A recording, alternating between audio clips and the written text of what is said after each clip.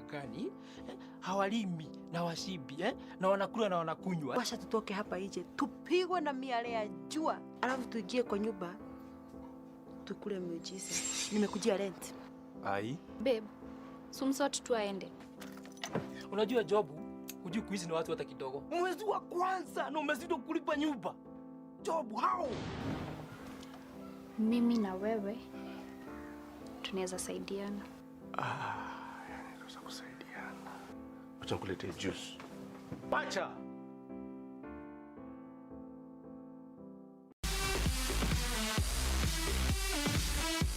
The date for the FA Cup final is set, and so are we, as Arsenal and Chelsea face off again on the 1st of August at Wembley. The All-London affair will be broadcast live and exclusive on KBC Channel 1 this Saturday from 7:30 p.m.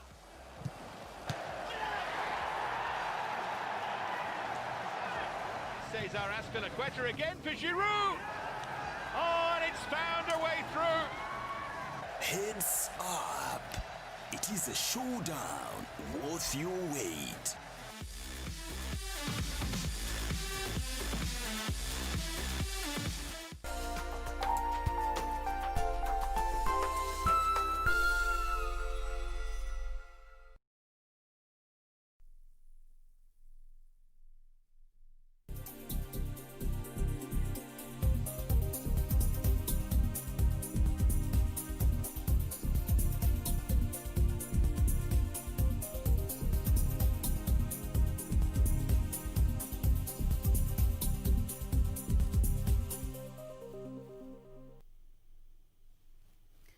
Right, so the climax of yesterday after much anticipation was that the new revenue allocation formula was not passed for a sixth time, as senators did not agree on passing it. And of course, the House was adjourned, courtesy of what was said as obeying the presidential directive that there shouldn't be anyone who defies the COVID-19 regulations. But of course, it came as after a much heated debate that earlier the House dismissed an amendment to delay the proposed new formula on the third basis on revenue allocation proposed by Senator Minority Whip Irungu Kangata, who actually wanted it to be delayed, the implementation to be delayed further to 2022-2023 financial year as opposed to 2021-2022 financial year. This is according to the CRA. CRA earlier had actually made that proposal. But then again, we saw even another amendment, being proposed by the Nairobi Senator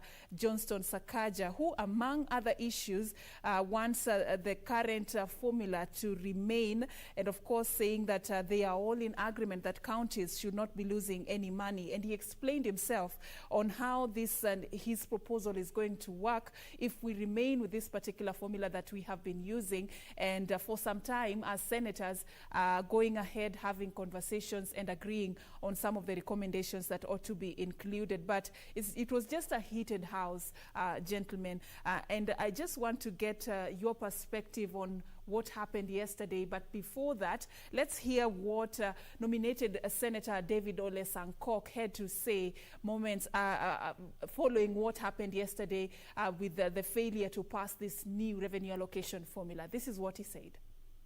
The shooting down of the resource allocation formula that was before the Senate today is a win for this country. It was a win for the citizen of Kenya. It is a win for nationhood. It was a win against ethnicity and tribalism. It was a win against session paper number 10 of 1965 that marginalized 80% of the landmass of Kenya by purporting to put more resources on high potential areas. And the retrogressive in their archaic and palatable thinking of the rulers of that day, they define agriculture as high potential. And there is no country that have ever become rich because of production of sukuma wiki or cabbages. They define our pastoralism, our livestock, our underground resources, including geothermal electric power in Narok, oil in Turkana as low potential. They define the wind power in Loyangalani, Lake Turkana wind power, as low potential. That is why all these counties and this 80% landmass of Kenya was ever marginalized from 1965. And today, I want to tell those who are pushing this slogan of 1 man, 1 shilling, that is a retrogressive thinking. That is a political statement. That is a tribal statement that is meant to further marginalize these regions that were marginalized since independence. We want to tell them that it is people who follow development. It is not development that follows people. We are in Nairobi, not because Nairobi have any underground resources, not because Nairobi is a highland that is productive, but it is because Nairobi have infrastructure, good hospitals, good schools. It have companies that employ masses. That is why people are here. Today, take parliament to Loyangalani. You will find members of parliament and the staff moving to Loyangalani and developing Loyangalani. It is development first, and then people will follow. Take good roads and good social amenities and good infrastructure to northern Kenya, and there will be massive development in northern Kenya, and there will be high population in northern Kenya. Today, Qatar, a country of 300,000 people, is a country of 3 million people because of massive development and infrastructure. It is people who follow development. It is not the other way around. So I want to tell everybody that let us develop any part of this country, and population will follow them. We should not take development to where population is. We should take development to everywhere in this country, and population will follow. It is 1 kilometer, 1 shilling, 1 vote. That is our slogan, and we'll push it to the end. And we are ready to lose political friendship. We are ready to sacrifice our political ambition for the sake of what is right. And that is what is right. People follow development. It is not development following people. All right. That is what he has to say. Nominated Senator David Ole Sankok, very passionate there, talking about we are ready to even lose political friendships when it comes to this particular matter. But 1 kilometer, 1 vote, 1 shilling. That is what he says. I'd like a quick reaction to that, Mheshimiwa Russell, before we get to Mheshimiwa Mutunga. Thank you very much, Serfine. I think that is why the danger of political rhetoric or popular rhetoric is what is going to cause a lot of problems in Kenya. Dr. Mutunga's group, they say 1 man, 1 vote, 1 shilling. Yeah.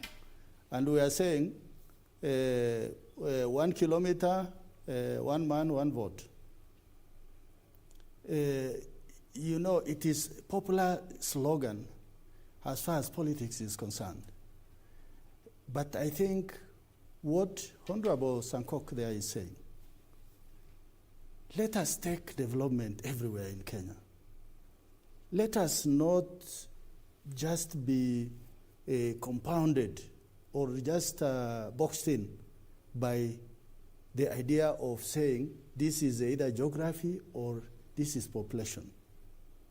Does Marsabit need first-class level 5 hospitals? They do. Do they need to reduce their infant mortality? They do.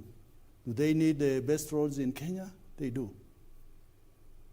And the reason why Honorable Sankok is talking the way he's talking is this particular document. The two of us, we come from the same political divide. We are in Jubilee. But on this particular case, we are looking at it from different prisms. We are looking at it in different lenses because there has not been consensus. If something has not been consensus and it is thrown into the national debate, of course, it is likely to divide this country down the middle. Mm-hmm. All right. Mheshimiwa Mutunga, would you agree with what nominated Senator David Ole Sankok is saying in terms of development? We develop first, people will follow. It's not about people, it's about development. What do you think about that? Does that argument hold water? The question is who develops if people are not involved in development. There are 2 issues that I want to raise according to what Sankok has said. Number 1, recognizing the factors of production and the potential for these factors of production to generate revenue. is talking about 80% of Kenya not recognized as high potential, or rather not really focused on in terms of raising revenue, and 20% of Kenya and most of the resources going to Kenya. How do countries develop? Countries look at what potential do we have to develop, to generate revenue. And then they exploit the potential to generate revenue, and that revenue is shared across the country. Here we are talking about a formula for sharing revenue generated, not necessarily the equal, investments across the countryside. Number two, it is not that people are being denied. It is that we are doing what is called rationalization. In rationalization, we are looking at everybody deserves according to the Bill of Rights. Article 19 of the Constitution, if you look at it, defines the principles of the Bill of Rights, and Article 43 specifically specifies the need for everybody to be given a right to education, a right to medical, emergency services, and a right to socio-economic study. So when you look at these fundamentals, then are we asking ourselves the basic question that in going on the way we are we likely to be denying some deserving people their rights in the process, and then oversupplying in some other areas? That's what the rationalization is all about. When we were treated to these figures sometimes in a meeting and realized that the per capita share of the devolved funds in some areas is over 22,000 shillings, when others is 4,000. So honestly, if you are giving somebody 4,000, another 22,000 shillings, is it fair? We are saying let's have a middle ground, let's meet. Let's take into account that probably some things needed to be done and have not been done. Let's be rational. And then let's come back and ask ourselves, how can we then fast track? Because devolved funds is not fast tracking. Every county has got its own huge issues, and they are sorting out these issues. By the way, devolved funds are doing a great job. You're seeing counties, towns becoming modern. There are very many things that water is becoming available to the people and so on and so forth. But we are saying, even as we allow the counties to do this, let's rationalize. Then on the other hand, let's not mix up issues. There is provision in Article 204 for what is called equalization fund. That's what we should be arguing about here now. How much should it be enhanced? How regularly is it released? How much is it focusing on the key issues that they are bringing? And the equalization fund actually was even specific on what they are supposed to do. Roads, hospitals, schools. They were very specific. But why was its implementation? That is the question. That is what we should be delivering to ask ourselves. Why has it not been implemented? I think that's what the problem is. So probably what we have done is shifting the blame to the county revenue allocation, or rather the devolved funds, and then forgotten about the equalization fund, which was a provision by the Constitution to help those areas that have not come up to come up. And I would like us, last year but one, I think last year but one, there was the change of formula. Instead of going by county, they decided to go by sub-location. But when you look at the sub-locations incorporated, again, some of our regions, like my own constituency, was marginalized. We were left out. We don't even have a single, and he said very clearly that we border Isiolo. If you go to Isiolo, part of Isiolo is in Meru. It's in my constituency. The airport is almost 90% in my constituency. If that is the position, then it means the people living around that airport are the same as the people living on the other side of Isiolo. All right. There's no difference. Funny thing, when we began this conversation with you, you were really against this word marginalization, but No. I was not against the word marginalization. I thought about equitable distribution of resources, and we should be reasonable about that. I don't like really using the word marginalization. That's what I say. The use I don't of enjoy the word that marginalization. It's not a good word. Maybe Serfine, with your indulgence, I just want to say one thing. At the beginning of this conversation, we are saying, why is some parts of Kenya much ahead than the others? And I think primarily they have developed by using public funds that was not available to the other parts. Devolution, as it is, actually started distributing and dispersing funds to even those parts that have not been getting. At the heart of this debate, even yesterday with some of the senators who were saying, we are not disagreeing on some of the areas. But what we are saying, don't take it from me and give it to Serfine. Look for resources so that the gap you want to fill for her, you see how to fill it.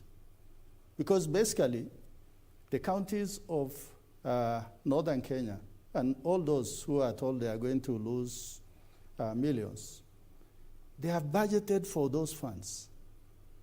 And it is predicated upon the budget of 2019-2020. In the appropriation bill, National Assembly did not allocate more funds to the county. It is what was given last year. So to tell somebody that you had planned this, but now that money is not available, I'm taking it to Mr. X, Madam Y, I think is one of the areas that is causing a big hullabaloo in the Senate. In this conversation. That seems to be the same argument that Nairobi Senator Johnston Sakaja presented, that it's not fair that you take from one region and you give to another region, that there ought to be a way in which all the regions would get what they've been getting, the bare minimum. If your region has been getting 8 billion, you receive the 8 billion. If it is 10 billion, you receive the 10 billion. But then if there is a further conversation on this new formula, then it should go beyond the bare minimum that the region has been receiving. I don't know if, Mheshimiwa Mutunga, you can come into this conversation. Have counties been receiving enough? Is the funds that is being allocated to counties adequate as we speak, the 316 billion annually? Is that enough? It's not adequate. I am in the Budget and Appropriation Committee, and I know that when you look at the money that goes to the county, it's actually not adequate. Secondly, if you look at the conversations that went around during the BBI conventions, every convention talked about increasing the money to the counties, which means the money is not enough. Now, what I would like to say in terms of this, bringing Kenya together and resolving this... Even as you add that, the reason I asked you that question is because if we are having a conversation of increasing allocation to counties, that is a debate that has been going on. Yes. Do you think it's fair then for a county to be denied or just their budget to be slashed by even just a few millions if the one that they've been receiving is not even enough as we speak? If you remember what I said right from the beginning is that we went wrong at the point of coming up with a formula that was not rational. That's why we went wrong. Now, in trying to correct the wrongs, it's very difficult. Right now, people feel denied and people feel dissatisfied about what would be happening. But what I would like to propose, and strongly so, is that going into the future, trying to change this amount allocated, let us correct the formula. Those counties that have been, denied the opportunity to develop right now, because they are getting less of the resources, should be looked into by being recognized a lot better than those others. And we should, as Kenyans now, agree that it is human beings that we are developing. It's not really regions. And I don't want to agree with the point that Honorable Sankok came up, but it is development, people follow development. I wanted to say that if you go and put up buildings somewhere and set up infrastructure somewhere, I don't think everybody will go there. They will not necessarily go there. If you look it will depend on very many factors. Development is about a wholesome outlook of everything. There has to be reason for us to do that, like we're trying to do Konza City. If we just did buildings around Konza City and left them there, we wouldn't really say that the people will go there. There must be the software bit of it. There's the hardware and the software bit of it. So we need to do the wiring very, very carefully so that the software basically enhances the hardware. All right, gentlemen, we are coming back to have this conversation in a bit, but for now, let's just cross over back to the Kenya Institute of Curriculum Development. Today, they were launching the National Police Service from Force to Service, a book that has been authored by the former Inspector General of Police, Joseph Boynet. Let's just go back there and listen into what is happening. My colleague, former IG Boynet, IG Mr. Hilary Mutiambai, Mr. Mbogwa, NPS, Mr. Gabo, APS, all protocols observed under RC Nairobi. So mine will be very brief. First of all, I take this opportunity to congratulate my colleague, Mr. Boynet, for this bold step, because most of the time police do all the bulk work, all the dirty work. You see a corpse, you call police. You see something unknown, you call police. But when one makes a mistake, the whole world condemns police. So documenting what they have gone through is very important for all of us. We know our police force now is really reformed, it's really doing a good job, and we should all stand and defend them where possible. Samaki moja ikiharibika naweza haribu yote. A cup full of good fresh samaki, ukiwa na small kipande ambayo ina harufu mbaya utasema hii samaki imeoza. So we congratulate you, Bwana Boynet, congratulate Bwana IG Mutiambai for carrying on the baton with your two deputy IGs and our able and very active CS, Dr. Fred Matiangi. Thank you very much, sir.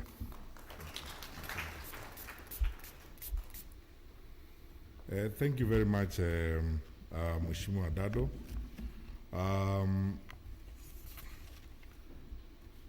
Mr. Boynet, you know, we may never recover from calling you IG.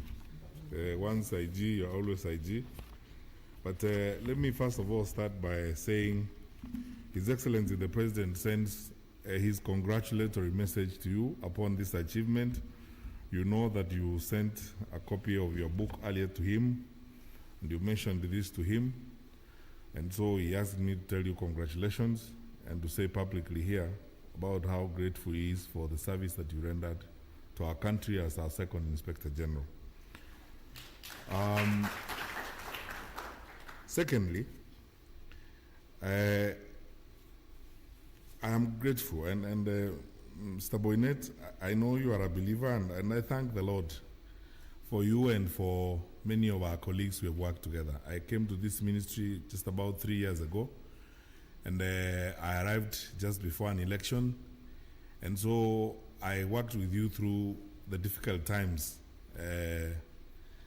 of your tenure as the Inspector General.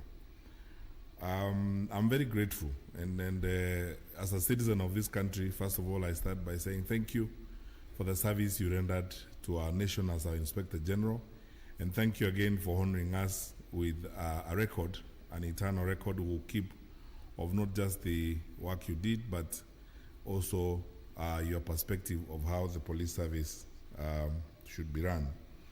And during that time, we had quite a bit of time, you know, IG Boynet, and a lot of good stuff has happened in the National Police Service. Sometimes I was thinking last evening, you know, as I was preparing my mind for this function, and I was thinking, you know, it's amazing how much so many things happen within a short period of time. We worked so much with you, you know, IG Boynet, on the Unified Command when we arrived. In fact, the late General Kaiseri had just started working with you on the Unified Police Command, and how it is going to work. Then when I arrived, it was, you know, the matter on the table, and how, you know, we are going to ensure that our police command is coordinated better. We worked very successful on that. The police housing challenge that we had, I remember the numerous meetings we had with SRC trying to put money together so that we ensure our police officers are paid. Then, of course, the famous one where you and I went through proper hell on police uniforms, you know, and the pressures we were facing, you and Dr. Kipchoge and myself.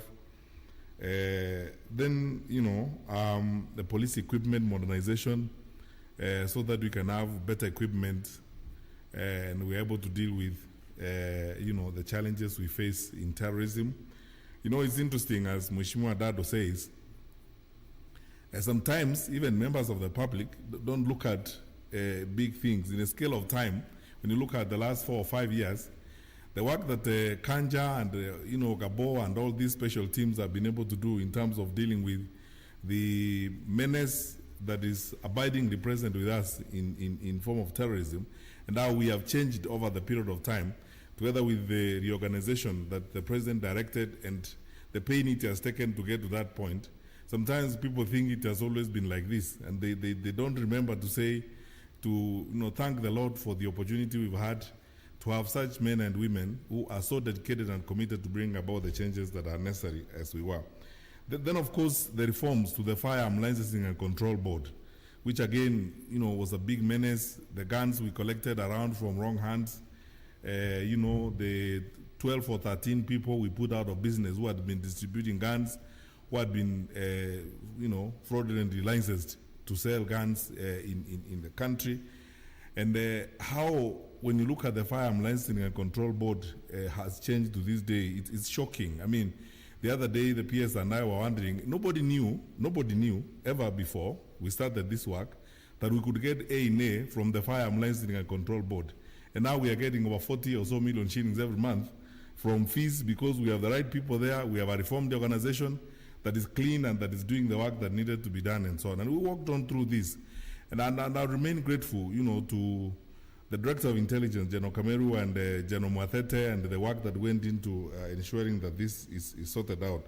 Then, of course, the new capabilities, which I don't want to discuss here because the police is here, the press is here, and all these acquisitions we've done over the years, the recent 2 to 3 years, to strengthen the capacities of the police. The work that my good brothers, Gabo, Kanja, and our DG have been doing to strengthen the capacities of the police as we move along. Then the Police Human Resource Information Management System that we worked on. Before 2 years ago, we couldn't have a proper electronic record of what our police officers, where they are, and we can trace everything else. Then we started the tough job of ensuring that mobility in the police service is done scientifically and people are promoted in an objective manner so that we do not kill the morale of our officers as we go along. And then, of course, IG Boynet, I remember that we spent the night together on this 2C2, and we were in the same clothes for more than 24 hours, trying to figure out what was going to happen. And through all this, as we have discussed, I had the front row seat to your sense of judgment, commitment to the country, your calmness, and your incredible and very admirable sense of patriotism, for which I really, really thank you. The work we did disarming, people who had been earlier described as KPRs, Bowa knows this, and NPRs and so on, could not have succeeded without resolve from you and Mr. Mbogwa and the team in the police department and how we have gone on forward. So a lot has been done for which. All right, that is the Interior Cabinet Secretary, Dr. Fred Matiang'i, who is presiding over the launch of a book that has been authored by the former Inspector General of Police, Joseph Boynet, titled The National Police Service from Force to Service, just documenting the journey of police reforms.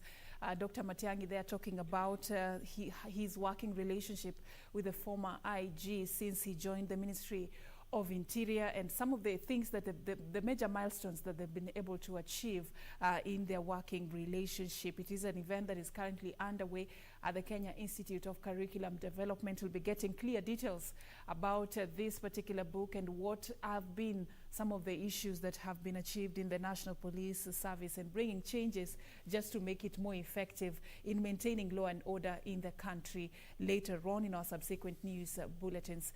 Now we want to continue having a conversation that we have been discussing in studio this morning. We are talking about the controversial revenue allocation formula. It is a stalemate that has actually left the country at a point where we do not know which way forward, because as we speak, counties are yet to receive cash to run service delivery, and the senators have not been able to agree on which formula should be used to allocate funds for the next financial year. Now, we want to just take this conversation a notch higher. Gentlemen, I've been hosting Honorable Dido Russell, Member of Parliament for Sako constituency in Marsabit, and Honorable John Mutunga, Member of Parliament for Tigania West in Meru County. Thank you so much for staying with us, gentlemen. We just want to focus on what we were talking earlier. We were talking about earlier. Mheshimiwa Mutunga, we were just getting your sentiments on your reaction to what Mheshimiwa Sankok said. For him, he was selling the agenda of let's develop every region and then we can have the populations. Let's focus on just ensuring that all the necessary facilities are there and we will see a traffic of human traffic. And you were really against this particular, standpoint. If you look at the theory of rural-urban migration and the people going where there are resources, where there are jobs, where there are factories to employ people, even just look at what is happening in Nairobi currently, would you still hold the same opinion that let's just focus on people and not development? Are people not attracted by areas that are more developed as opposed to others? Mm-hmm. Yeah, I'm of the opinion that if you want a country to grow, empower the people. Because the people are the ones who contribute to the economic development of a country. The more you have productive population, the better the country is in terms of generating revenue. Well, having said that, I am of the opinion that every region in Kenya needs to be developed. I have no problem with that. But what I have a problem with is that we do selective supply of resources at the point in time when everywhere we need to be rational in what we are giving every region for purposes of development. Did you say oversupply?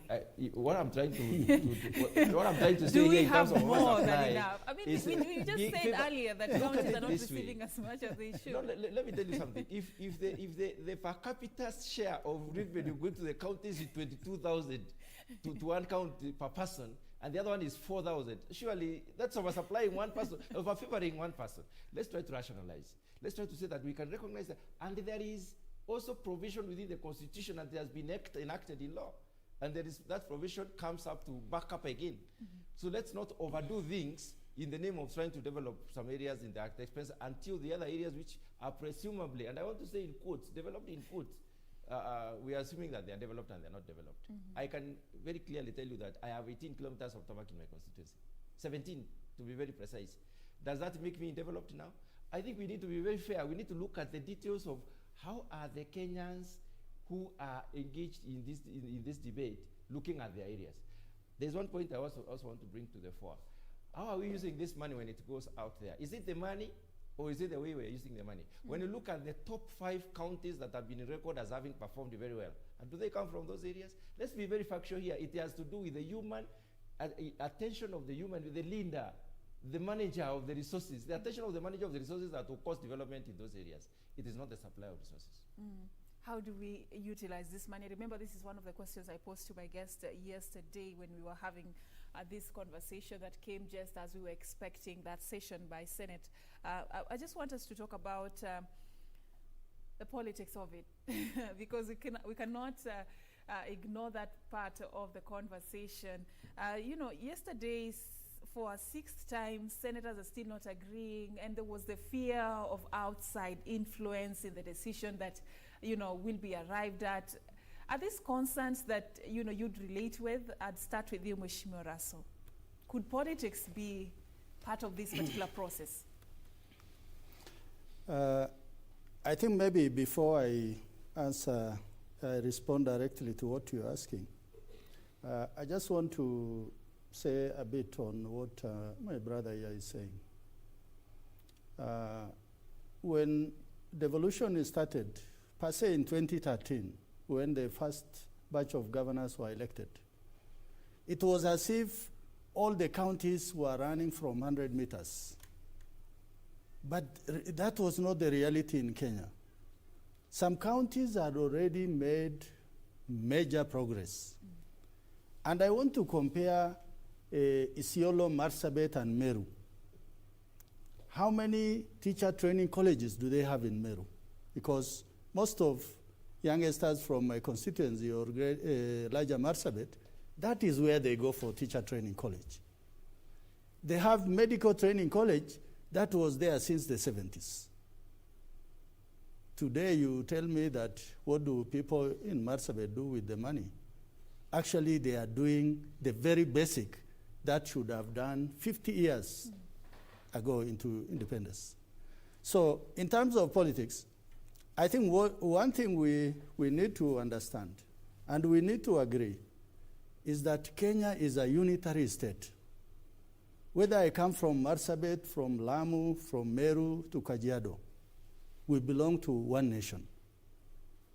So in terms of development, every citizen, every region, every community must enjoy the fruits of their labor, and also they must enjoy what is provided by their nation.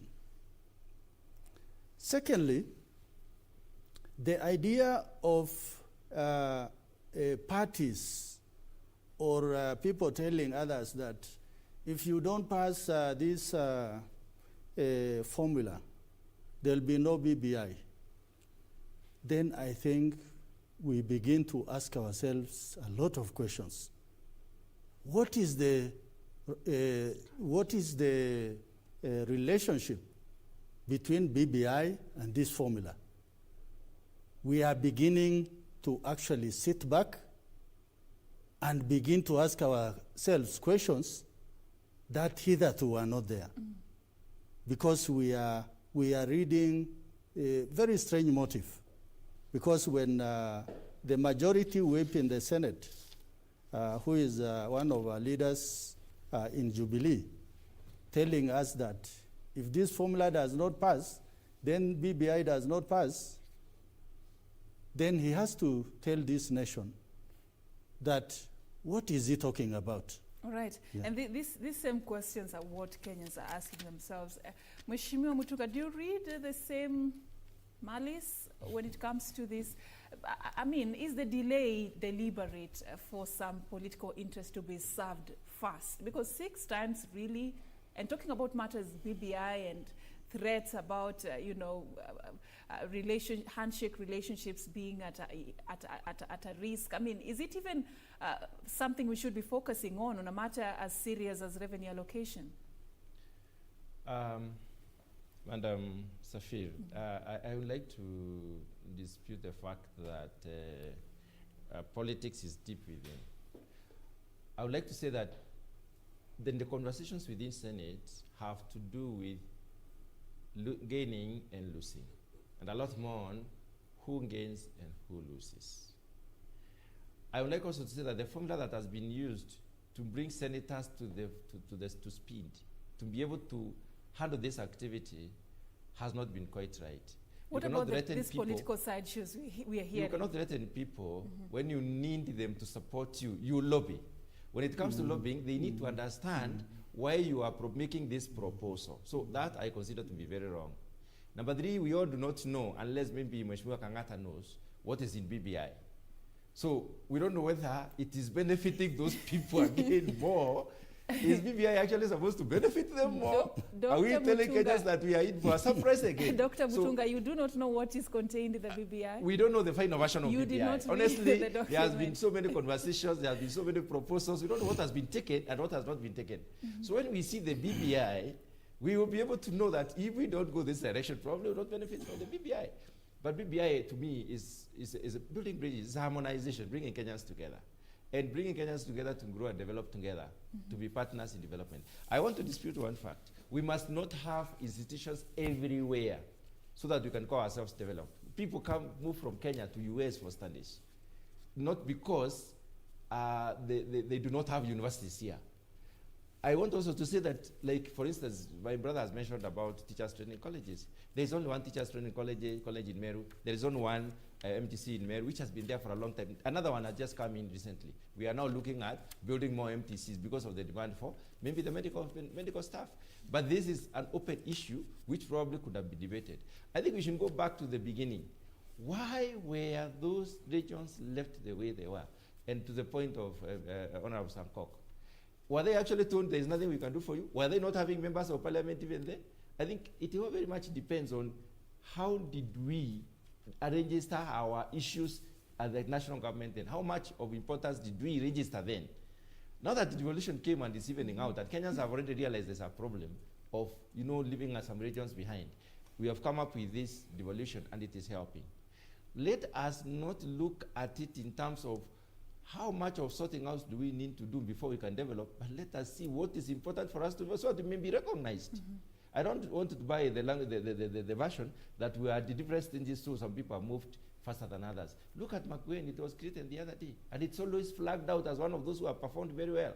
In terms of what they are doing, it's focused on what we are doing and how you are doing it that really matters. It's not covering everything. I don't think Makueni or maybe Muranga or others that are being mentioned have done everything. They have just done a few things which they have done correctly. And that's what we are reading. We need to read such examples from all over Kenya, not to just have money. I don't think it's really money. Mm-hmm. Yeah. It's not about money. And also earlier you raised a very fundamental point about how this money is being utilized. I feel like this is a conversation that we should be prioritizing going forward, just looking at the systems and how they are operating, especially since the inception of devolution in 2013.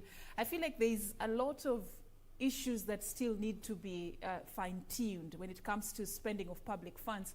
I want to get from your perspective on what you think are some of the challenges or the gaps or just something that probably can be taken advantage of so that we are not getting the value for our money as Wanjiku. Because even after devolution, still there are issues being faced. Even within a particular county, you'd find there's a certain village, a certain clan still feeling like they've been left behind compared to the other. Where are we going wrong? Where are we missing the point? The Constitution and specifically the devolution law gave counties the opportunity to come up with the county integrated development plans. These plans, of course, mirror with the national development plan and also basically the international orientation on the sustainable development goals.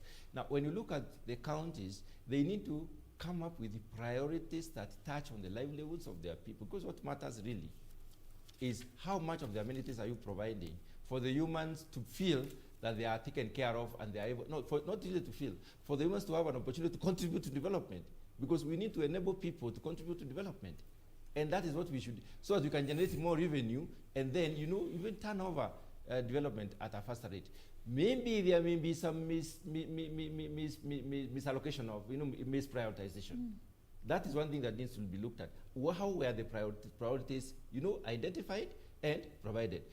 How were the gaps identified and how are they plugged? What are the proposals for plugging these gaps? That's number one. So in terms of challenging the development investments, we need to have addressed those. And we can argue our case very strongly by saying, this is what we identified as critical, this is how we have addressed it, this is where we are, instead of saying, let's just have money.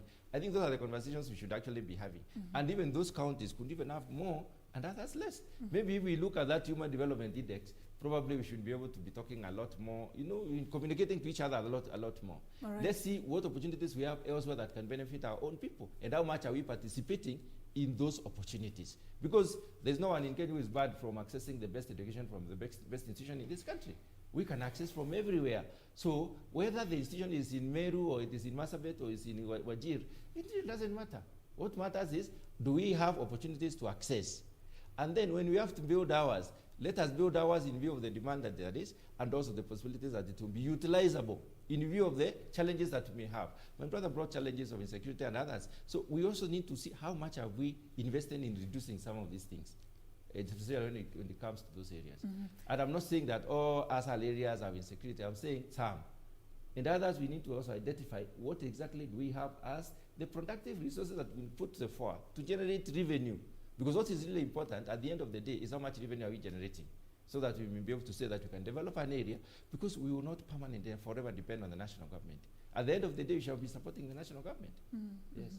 And this baby devolution is about 8 years old, and one of the things that was an objective sort of devolution was to help areas get the piece of the national cake that for a very long time was concentrated in some regions as opposed to others. Mheshimiwa Raso, if you look at how we began this journey 8 years down the line, what is working, what is not, and why is it that still those regions that were left behind are still feeling the pinch of being left behind 8 years down the line? What is it that is not working in the systems? Thank you very much. I think first of all, the crisis in the Senate, it has provided us an opportunity. Let us not think about formula. Let us think what Honorable Mutunga here is saying. Let us look development. Where should we take development? Because anything that tries to tie down Kenya, that tries to divide Kenya, is not good for any of us. In terms of devolution, if I take the example of Marsabit, today, Marsabit Hospital, that almost never existed because it was just a district hospital with rudimentary staff, rudimentary equipment. Today, it's almost a level 5 hospital that has CT scan, it has dialysis, it has enough care for mothers who are giving birth in terms of maternal health. So we can actually see the tremendous progress that has been achieved within that short time. And I think it's not lost, like what Honorable Dr. Mutunga has also said, in terms of looking at what are our priorities. The priorities cannot be the same for everybody. There are others who are the agrarians. They'll be looking at the agricultural part. Those of us in ASAL, we are looking at livestock, marketing, breeding, and all that. So for me, devolution actually, and I want to repeat again, it is a second independence. That is why the crisis in the Senate is unacceptable to us, because it is just taking us back in time. All right. So to some extent it has worked, yes, but still a lot needs to be done. Yes, indeed. All right. It is at times like this that politicians usually come together and talk in one language. Aside something that happened in the coastal region, this is actually leaders from the coastal region, and it is a region that has been listed among the regions that ought to be losing if this new formula is implemented. What stood out recently was when political enemies, Mheshimiwa Stewart Madzayo, nominated Senator Christine Zawadi, and Malindi MP Aisha Jumwa put their political differences aside and came together to oppose this particular formula. They say that the coastal region is going to be losing a lot. Citing a county like Kwale and Kilifi, according to Mheshimiwa Madzayo, is that these counties are going to lose about 1.2 billion shillings for Kilifi County and 1.1 billion shillings for Kwale County. But I'm looking at, when it comes to money matters, bringing politicians together and they can speak in one language, why is it that in other matters, Mheshimiwa Mutunga, we never see such a deliberate form of unity when it comes to other matters? But when it comes to money, that is when Waheshimiwas can actually speak one language. What is usually the problem? It's the way we play our politics that brings the difference. When you look at the issue under question right now, everyone is involved. Everyone is involved. All politicians and non-politicians are involved. It's about us. When it comes to politics, it is about maybe the party leadership, maybe, that's where the difference comes in. Because we should always be looking at issues as about Kenya. Do we have the best of parties? In this case, are we doing our everything rationally? Are we meeting often? Are we discussing? Are we giving everybody an opportunity to talk about it? Are we debating these things openly and saying this is the way where we're seeing things are going wrong and therefore can we correct? And are we informing each other this is the direction we want to go and therefore this is the reason why we would like to go there, and then we assess this, we process this and say, oh, okay, it makes sense, let's go. Nobody will go a different direction. But when you have half-baked information, small, quota of information, nothing, sometimes you just need to follow. People normally state their stand. They say, no, we are not sure. Let's not go that direction. But when it comes to this, they keep political differences aside and they say, this is about development of our region, because that is why they were elected. They were elected to go and make sure they defend their development agenda at the national level. Because at the national level, the national resources are shared. And we hope that even as this conversation continues, it will be about Wanjiku at the end of the day and not about serving personal and political interests. Actually, we are talking about human development, not anything else. Not the trees, not the areas. No, it's the human beings. I hope that is the case. I don't know whether we will be living in the ideal and not the reality in this country. We tend to politicize everything, but that is something we hope for, that this conversation will be sober, and at the end of the day, it will be a win for Wanjiku. Gentlemen, we've come to the end of this particular program. I want to give you a chance to just give us your final thoughts. We've talked a lot, and of course, the Senate is supposed to be sitting again next time on the 4th of August to be discussing some of these amendments and this new formula. As we wait for that particular session, what are some of the issues that you'd like Kenyans to keep on top of their mind, and even these leaders to keep on top of their minds as your parting shot? I'll start with you, Mheshimiwa Russell. Thank you very much. I think one thing I want to say is that if that formula is going to be pushed in the current context, I will really campaign with the senators from my region and other regions not to accept that formula in its current form. Secondly, if there's no commitment to equitable development in Kenya, I think we can easily say that the country called Kenya is in a lot of trouble. Thirdly, CRA, as a constitutional body, that is established under Article 216 of the Constitution and Article 217, it defines what are the functions. And one of the functions really is not to come up with a formula, but is to try and engage the citizenry, Parliament as citizenry, so that they always come up with a saleable consensus that will move Kenya in one direction. And thirdly and finally, and more importantly, those of us who are in the less developed pastoral areas, regions, and communities, we want to appeal to our brothers and sisters from the so-called high-density areas or more populated areas. Let them look at Kenya and see that development must go everywhere. Let it not be about, because we are many, give us more. Let us say that if something is required in different parts of this country, irrespective of that population, let that facility be there, because Kenyans will access that. And I said finally, the reason why development is so important, the road to Marsabit, a first-class road that was constructed by President Kenyatta, is a game changer for us in Marsabit and northern Kenya.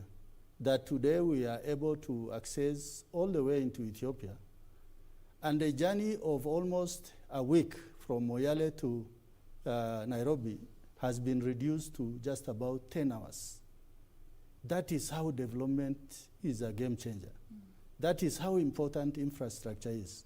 Today, one of the largest population that is doing business in Marsabit town are not the local inhabitants, but the rest of Kenyans who have come about as a result of that area being accessible today. And for that reason, let us reason Kenya as a unitary state. We are not disaggregated tribes living in Kenya. Let us see each other as one people. Mheshimiwa Mutunga, your final thoughts. Thank you very much. First of all, I would like to say that every part of this country deserves to develop. And if you look at even the global development, if you look at a country like United Arab Emirates, Dubai is in the middle of the desert. And anybody would like to go to Dubai even to see what they have done in their own country. So everywhere in this country can develop. I should be given an opportunity to develop. I'm happy that my brother is looking at that road. That road really is a game changer for the region. And if we had such a road across, it will give us better opportunities. But then let's also look at what will we do, what shall we have as an opportunity when we go to Marsabit and when we go to Madeira and other areas. Having said that, this conversation has brought out several issues that we need to take into account as a country. Number one, there is dissatisfaction in certain parts of this country by the way the revenue is shared. I'm addressing the Commission for Revenue Allocation in this case. So I think the formula needs to be corrected over time. And I want to say over time because right now, If you make a drastic change right now, you ruffle feathers. It will not work out very well. Now that the attempt yesterday flopped, which means it was a categorical attempt to slash and end, then the next attempt that is coming up should be soberly debated upon and give us a formula that also looks into satisfying those other areas that are saying we are not satisfied. In terms of equity, those areas are not really satisfied. And the other one, of course, they have addressed, the issues that have come to the fore have addressed inequity, and that needs to be looked at. The final point I want to address is, first of all, you need to recognize that even as we talk about some areas being marginalized and others, honestly, that misuse of marginalization has led to marginalization of these other areas, which were probably considered to be better. And if you look at even the opportunities for jobs, those people who get jobs nowadays are not necessarily people from our kind of regions. There's people from those others, which are, because they're given better scrutiny. It has been sunk into our system. We need to debate it and say, let's look at Kenya as Kenya and every Kenyan having an opportunity. Finally, government resources or national resources or the country resources should be used prudently. Let us see prudent use of resources wherever they go so that they can cause change that may address the human issues other than basically, misusing of the resources. I think there's a little bit of that which we should not be quiet about. All right, marginalization. You need to relook, by the way, what you have against the word marginalization, because it applies in some cases and doesn't apply in some cases, Mheshimiwa Mutunga. But thank you so much for your time. Dr. John Mutunga, Member of Parliament, Tigania West, and Mheshimiwa Colonel Retired Ali Iraso Dado, Member of Parliament, Sako constituency in Marsabit County. We appreciate your time this morning and for sharing your insights concerning the stalemate on revenue allocation to counties. We've come to the end of our conversation. We really appreciate your company wherever you are watching this broadcast from, but don't leave yet. Coming up is Tamrini. Nancy Okware will be taking you through that. My name is Serfine Achieng Oma, and our sign language interpreter has been Simon Karodha. Enjoy the rest of your viewing.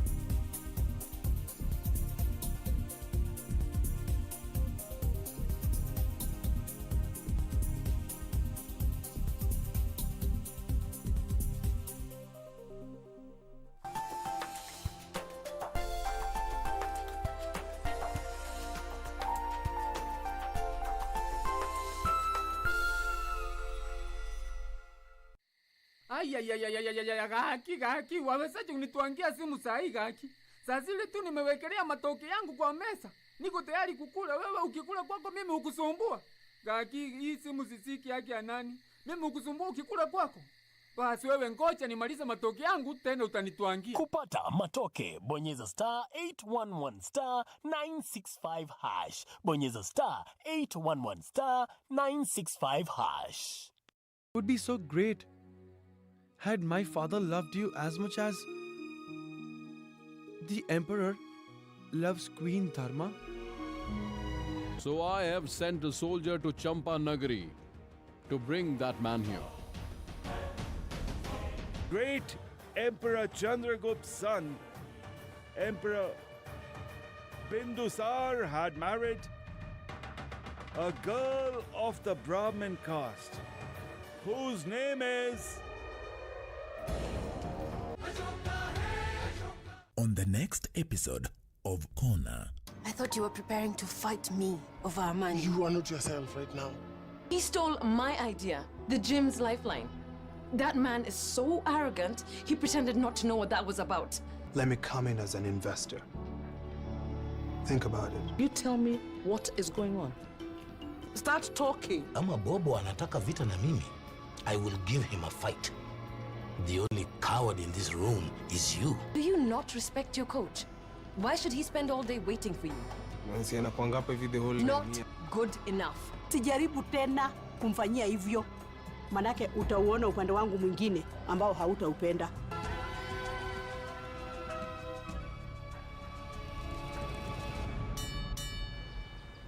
On the next episode, until you prove to me that that child that woman is carrying is not yours, you're not going to touch me. You have a month. If your mother doesn't know about us, then this is finished. Agreed? My son comes before anyone.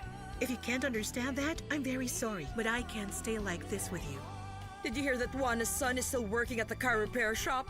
Honestly, no, and I don't care. But I do. Who's Fabiola? She drives me crazy. You have no idea how much I like that girl. Do you know what's the best part? What? That you're my girlfriend. What else could I ask for? El paraíso conocimos. In Love with Ramon.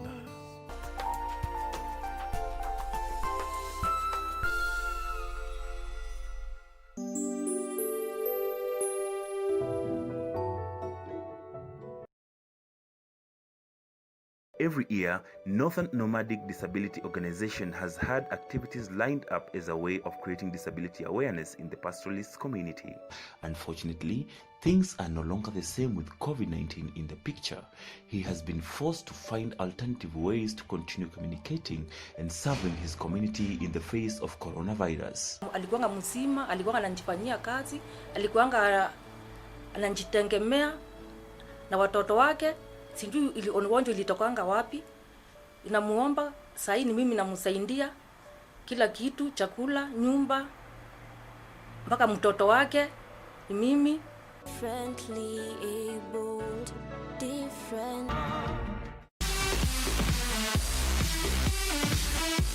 The date for the FA Cup final is set, and so are we, as Arsenal and Chelsea face off again on the 1st of August at Wembley. The All-London affair will be broadcast live and exclusive on KBC Channel 1 this Saturday from 7:30 p.m.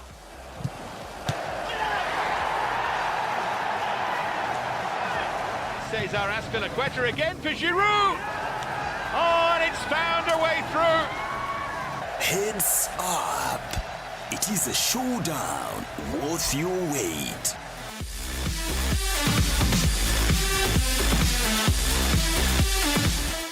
Je, ungependa kujua jinsi ninavyojizuia kuambukizwa au kuambukizana virusi vya korona? Ni rahisi. Mwanzo, ninaziendesha shughuli zangu zote za kikazi na hata za kibiashara kutoka papa hapa nyumbani kwangu. Baadaye, ninaitunza mwili wangu vyema kwa kuiweka katika hali iliyo sawa kupitia mazoezi ya mara kwa mara na pia lishe bora. Mwishowe, ninaungana na jamii yangu pamoja na marafiki zangu kupitia njia ya simu au mtandao ili kuzuia dhiki na upweke wakati huu mgumu. Kumbuka, haijalishi kama uko na virusi vya korona au la, salia nyumbani. Uokoe maisha.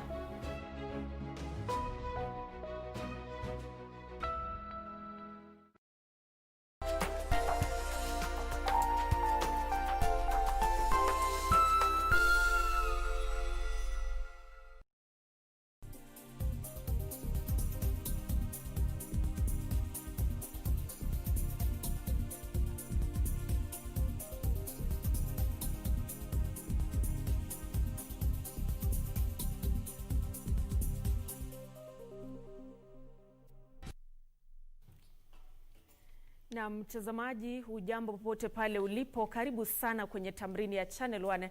Leo ikiwa ni siku ya Jumatano tarehe 29 mwezi Julai mwaka wa 2020. Natumai ya kwamba popote pale ulipo umzima na ya kwamba siku yako imeanza vyema na inaendelea vyema kufikia sasa hivi. Karibu sana kwenye tamrini ya Channel 1. Kama kawaida mtazamaji, yetu ni kukupasha yote ambayo yanajiri kote nchini, hususan wakati huo wakati ambapo taarifa hizo zinajiri. Na mtazamaji, mojawapo ya taarifa ambayo tunafuatilia ni kuhusiana na waziri wa afya Mutahi Kagwe, ambaye leo hii amekutana na wahudumu wa afya na hivyo basi tutakuwa tunapata taarifa yake wakati wowote kuanzia sasa hivi, manake atakapokuwa akizungumza tutakuwa tunakupeleka moja kwa moja ili kupata taarifa kamili. Na vile vile mtazamaji, hapa kwenye studio tunazidi kuangazia athari za virusi vya corona na hususan katika sekta mbalimbali. Na leo hii tutakuwa tunagusia sekta ya elimu, jinsi ambavyo imeathirika, na vile vile wanafunzi wameathirika vipi na ni njia zipi ambazo wanatumia angalau kupata elimu wakati huu ambapo wako nyumbani kwa muda mrefu na hatima yao kwa sasa haijulikani. Na hivyo basi nitakuwa nikizungumza naye Jasper Ondimu ambaye ni mwalimu, na bila shaka atakuwa anatufafanulia tu zaidi kuhusiana na zile mbinu ambazo wanafunzi wanatumia pale nyumbani kupata ile elimu. Lakini hayo tutakuwa tunayapata hapo baadaye kidogo. Kwa sasa hivi tuanze kwa kupata shajara.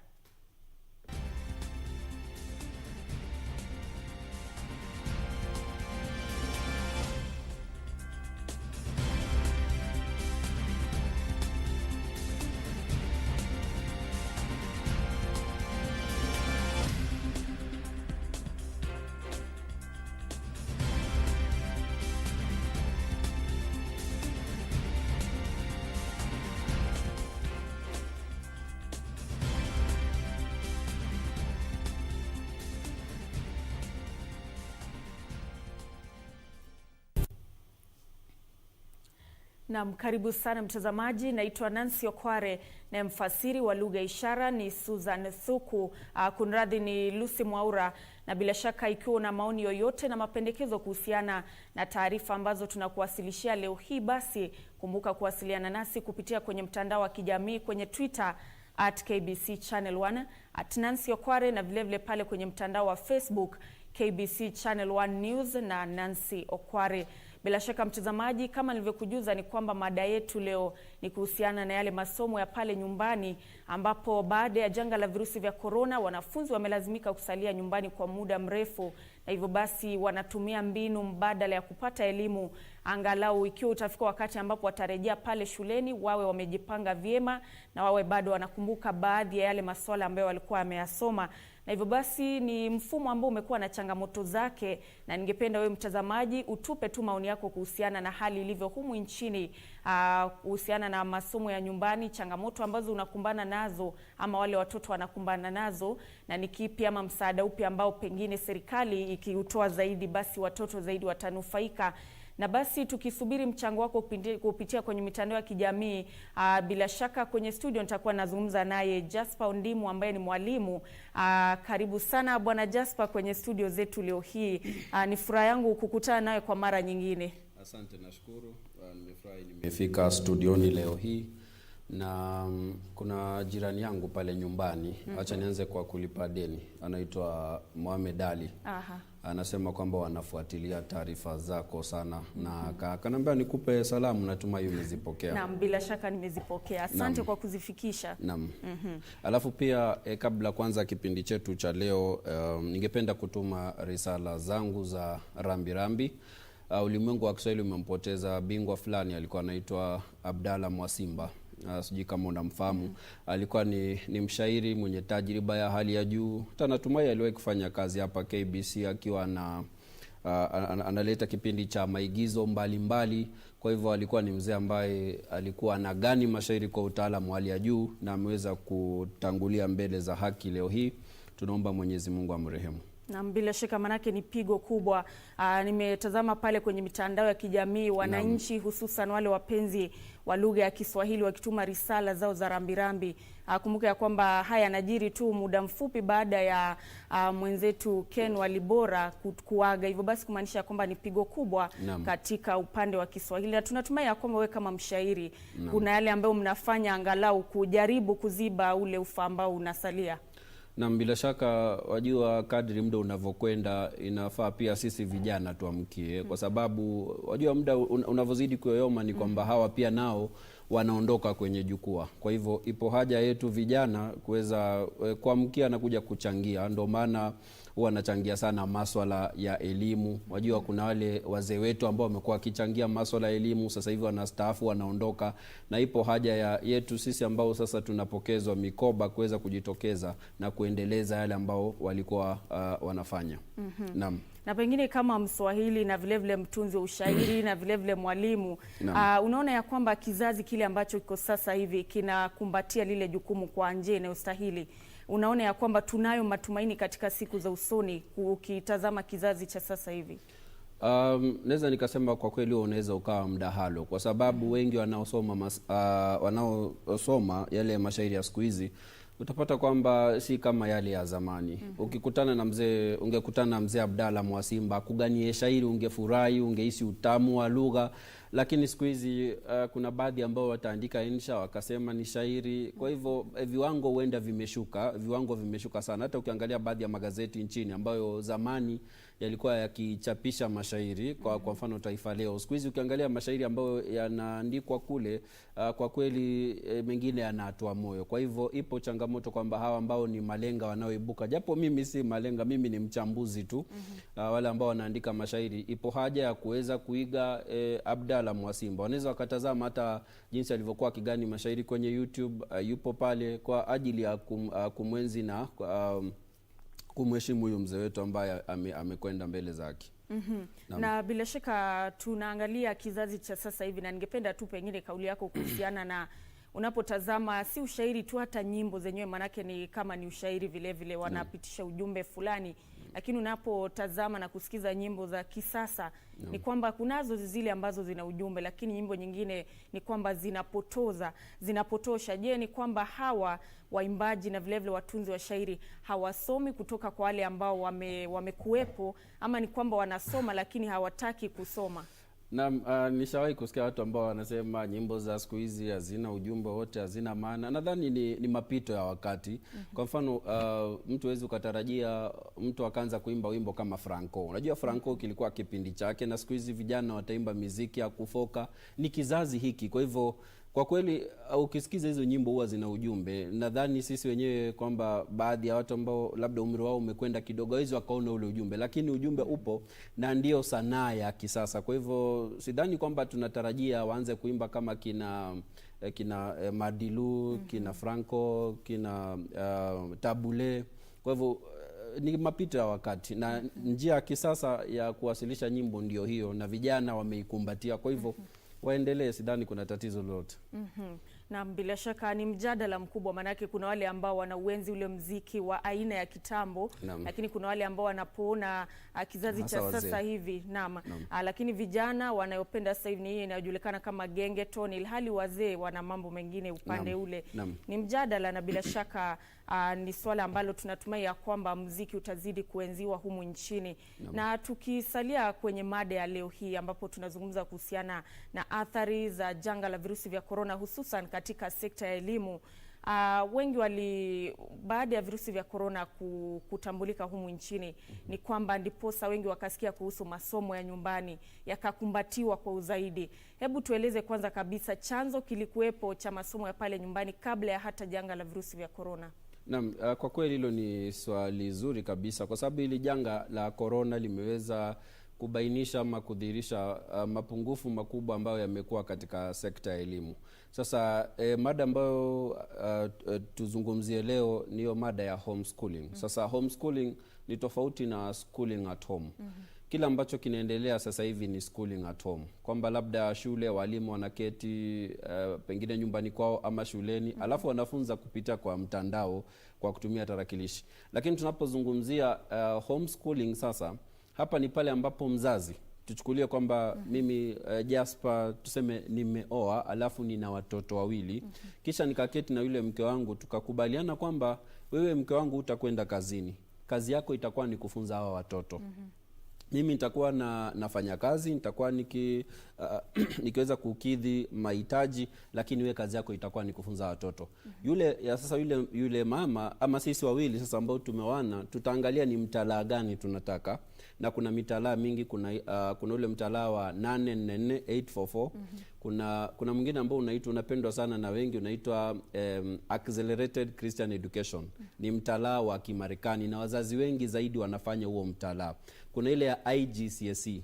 Kwa hivyo wewe mzazi utakuwa unaketi pale nyumbani unafunza hawa watoto, hiyo ndio tunasema ni homeschooling. Lakini schooling at home nimesema ni ile walimu tu wanafunza kutoka shuleni.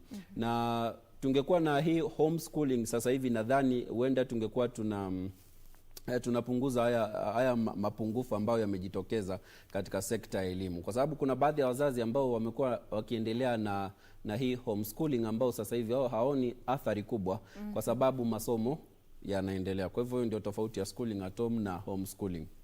Na unapolinganisha hayo mawili, pengine ni ipi ambayo ina manufaa zaidi kwa mwanafunzi? Maanake utapata ya kwamba yule ambaye wazazi wameamua asikwende pale shuleni, mzazi ana lile jukumu la kuchagua ni mambo yapi ambayo atasoma. Lakini yule mwingine ambaye anafunzwa kupitia kwa mwalimu, kama wakati huu ambapo tunaona wakati wa janga la corona, ni kwamba wanafuata ule mtaala ambao umewekwa na Wizara ya Afya.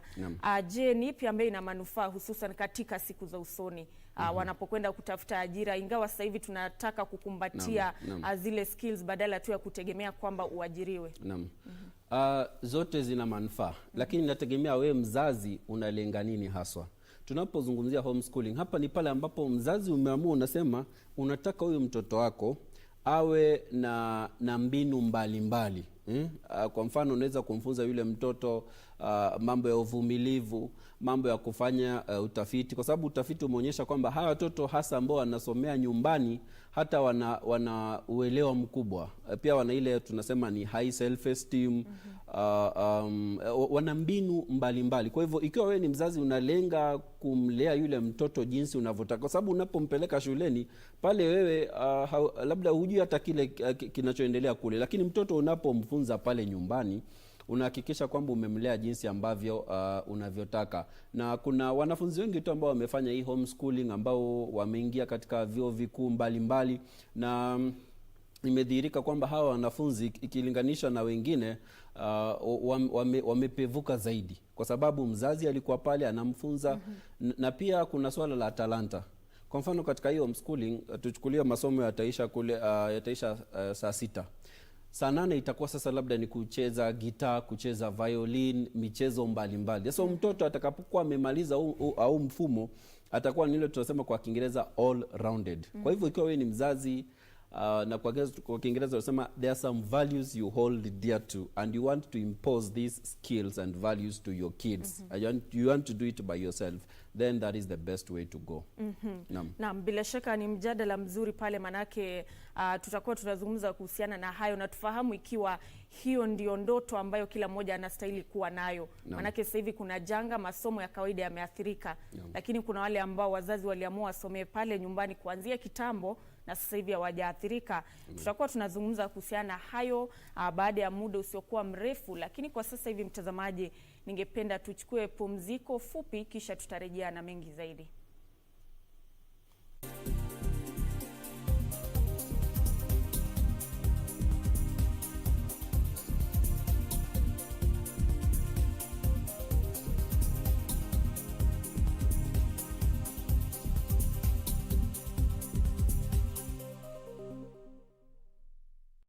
When we moved from analog to digital, we took the opportunity to share our talanta. And the rise of local radio represented our voices mtaani. And now, in these difficult times, free educational shows are helping our children learn from home.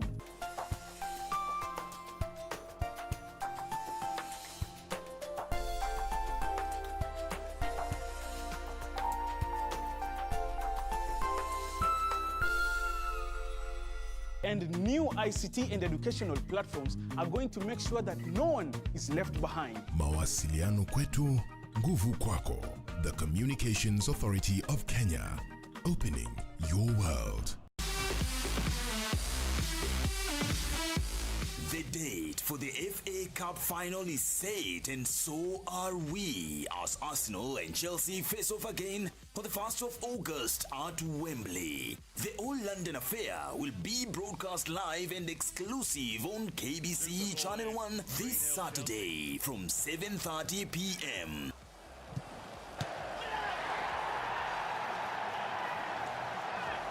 Cesar Azpilicueta again for Giroud. Oh, and it's found a way through. Heads up. It is a showdown worth your wait.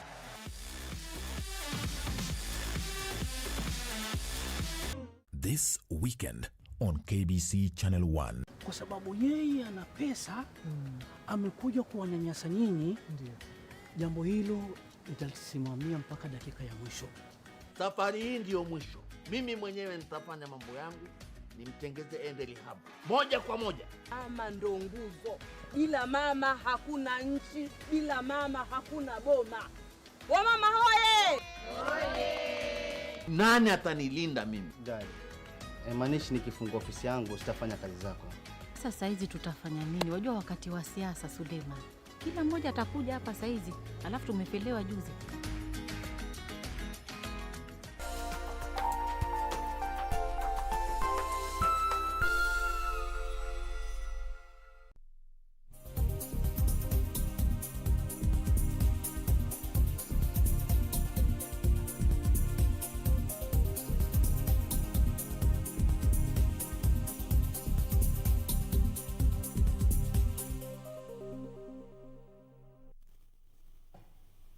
Na karibu mtazamaji kwenye awamu ya pili ya tamrini ya Channel 1. Shukran sana kwa kuzidi kutazama.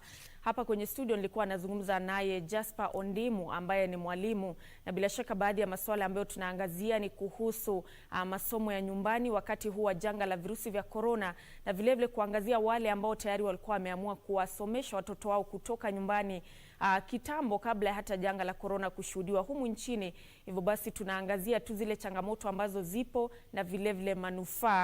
Na hivyo basi mtazamaji, kumbuka ya kwamba unaweza kuchangia mada hii kupitia kwenye mitandao yetu ya kijamii, kwenye Twitter @KBC Channel 1 @Nancy Okware, na vile vile pale kwenye Facebook KBC Channel 1 News na Nancy Okware. Bila shaka tupe maoni yako kuhusiana na mada yetu ya leo. Na mwalimu Jasper, tulipokuwa tunakwenda pale mapumzikoni, ulikuwa unatueleza kuhusiana na wale walimu ama wazazi ambao wameamua kwamba tangu kitambo kwamba watoto wao watakuwa wakisoma pale nyumbani.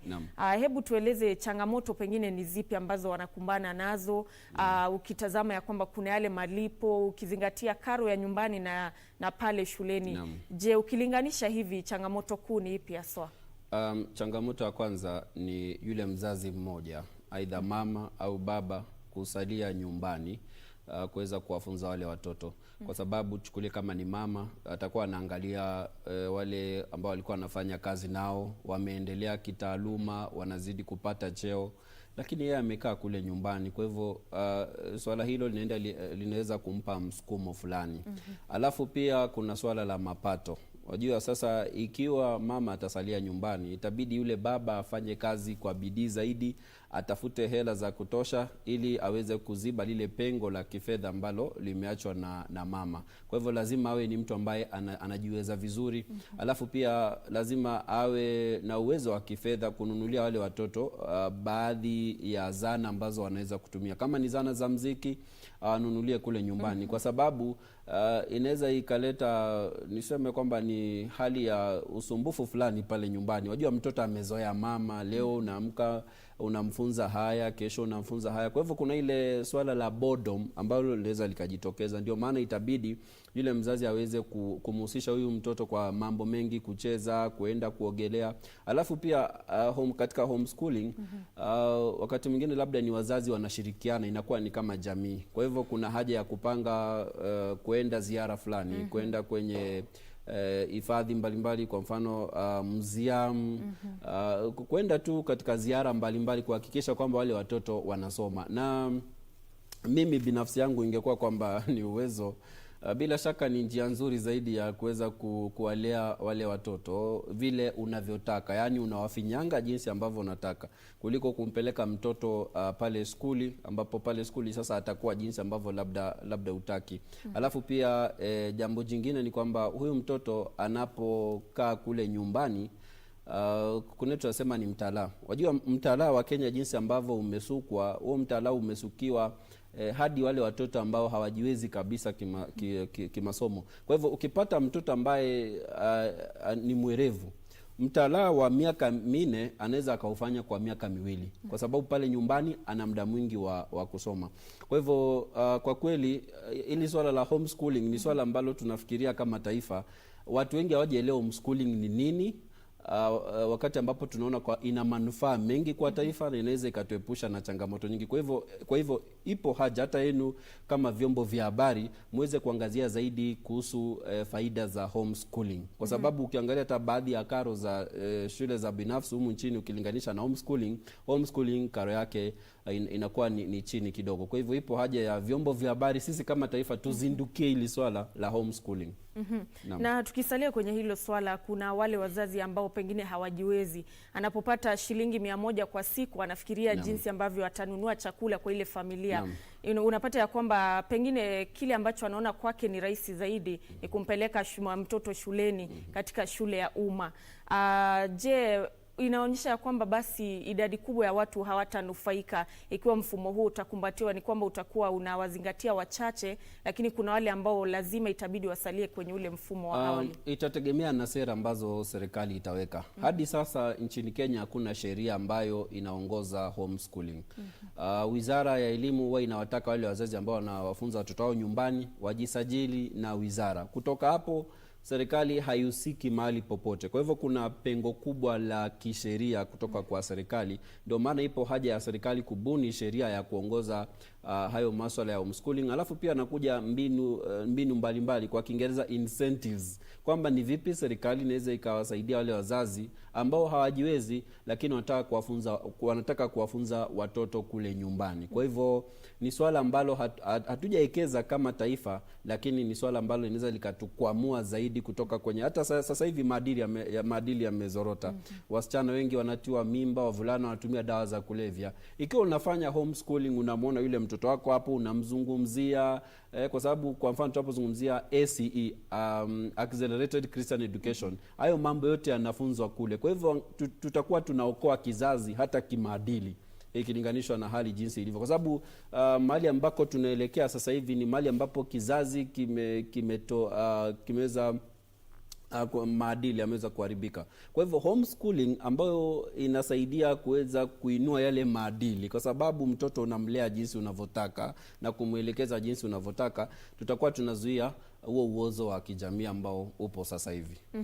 Na vile vile itakuwa njia moja ya kuhakikisha kwamba huyu mtoto anapata zile mbinu za kumfaa katika siku za usoni. Manake kama mzazi unaamua ikiwa atafunzwa kufanya hivi na vile, na vile vile unazingatia kile ambacho mtoto anapenda kufanya. Manake sasa hivi wengine wanajiuliza pengine huyu mtoto pengine anataka kuwa daktari katika siku za usoni, ama angependa kuajiriwa, angependa kujiajiri, ambayo ndio ndoto ambayo kila mmoja anayo kwa sasa. Atakuwa na changamoto ipi pale katika siku za usoni? Manake anapopeleka karatasi zake na mwingine apeleke aseme ya kwamba yeye alikuwa shuleni lakini yeye alisomea nyumbani, basi anahofia kwamba kutakuwa na hakutakuwa na usawa pale. Hapa nchini Kenya ukitaka kujiunga na chuo, kwa mfano ikifikia mahali ambapo watoto sasa wanafaa kujiunga na chuo, kuna ile tunasema ni equalization ambayo hufanywa na NEC. Vieti vinaletwa alafu wanalinganisha, kisha yule mwanafunzi anaingia chuoni. Na jinsi ambavyo nilisema, utafiti ambao umefanywa unaonyesha kwamba hawa watoto ambao wanashiriki kwenye homeschooling katika masomo wanaonekana wana afadhali zaidi na watoto ambao wamesomeshwa katika huu mtaala wa kawaida na wanafunzi wenzake. Kwa sababu huyu mtoto kwa mfano ataamka asubuhi, labda apike chakula nini, mama muonyeshe na kadhalika, alafu baada ya hapo sasa atakuwa anaingia maktabani, anafanya utafiti wa hali ya juu. Nilikuwa nazungumza na wazazi fulani ambao walikuwa wananiambia, mwalimu fulani samani akaniambia kwamba aliangalia kazi ya hawa watoto ambao wanashiriki katika homeschooling, jinsi ambavyo amefanya ule utafiti inashinda hata baadhi ya wanafunzi katika chuo kikuu, na ni mwanafunzi wa shule ya upili. Kwa hivyo katika ile homeschooling kuna ile tunasema ni kuna ile strictness, kuna research, yani huko sasa ndio mtoto anafinyangwa vizuri. Kwa hivyo wazazi wasije wakahofia kwamba mtoto wangu asipotangamana na watoto wengine kule shuleni, kwa hivyo hata huenda akawa ni very antisocial. La, huyu mtoto atakapokuwa anakuwa, hata nimesema kwamba kuna swala la self esteem.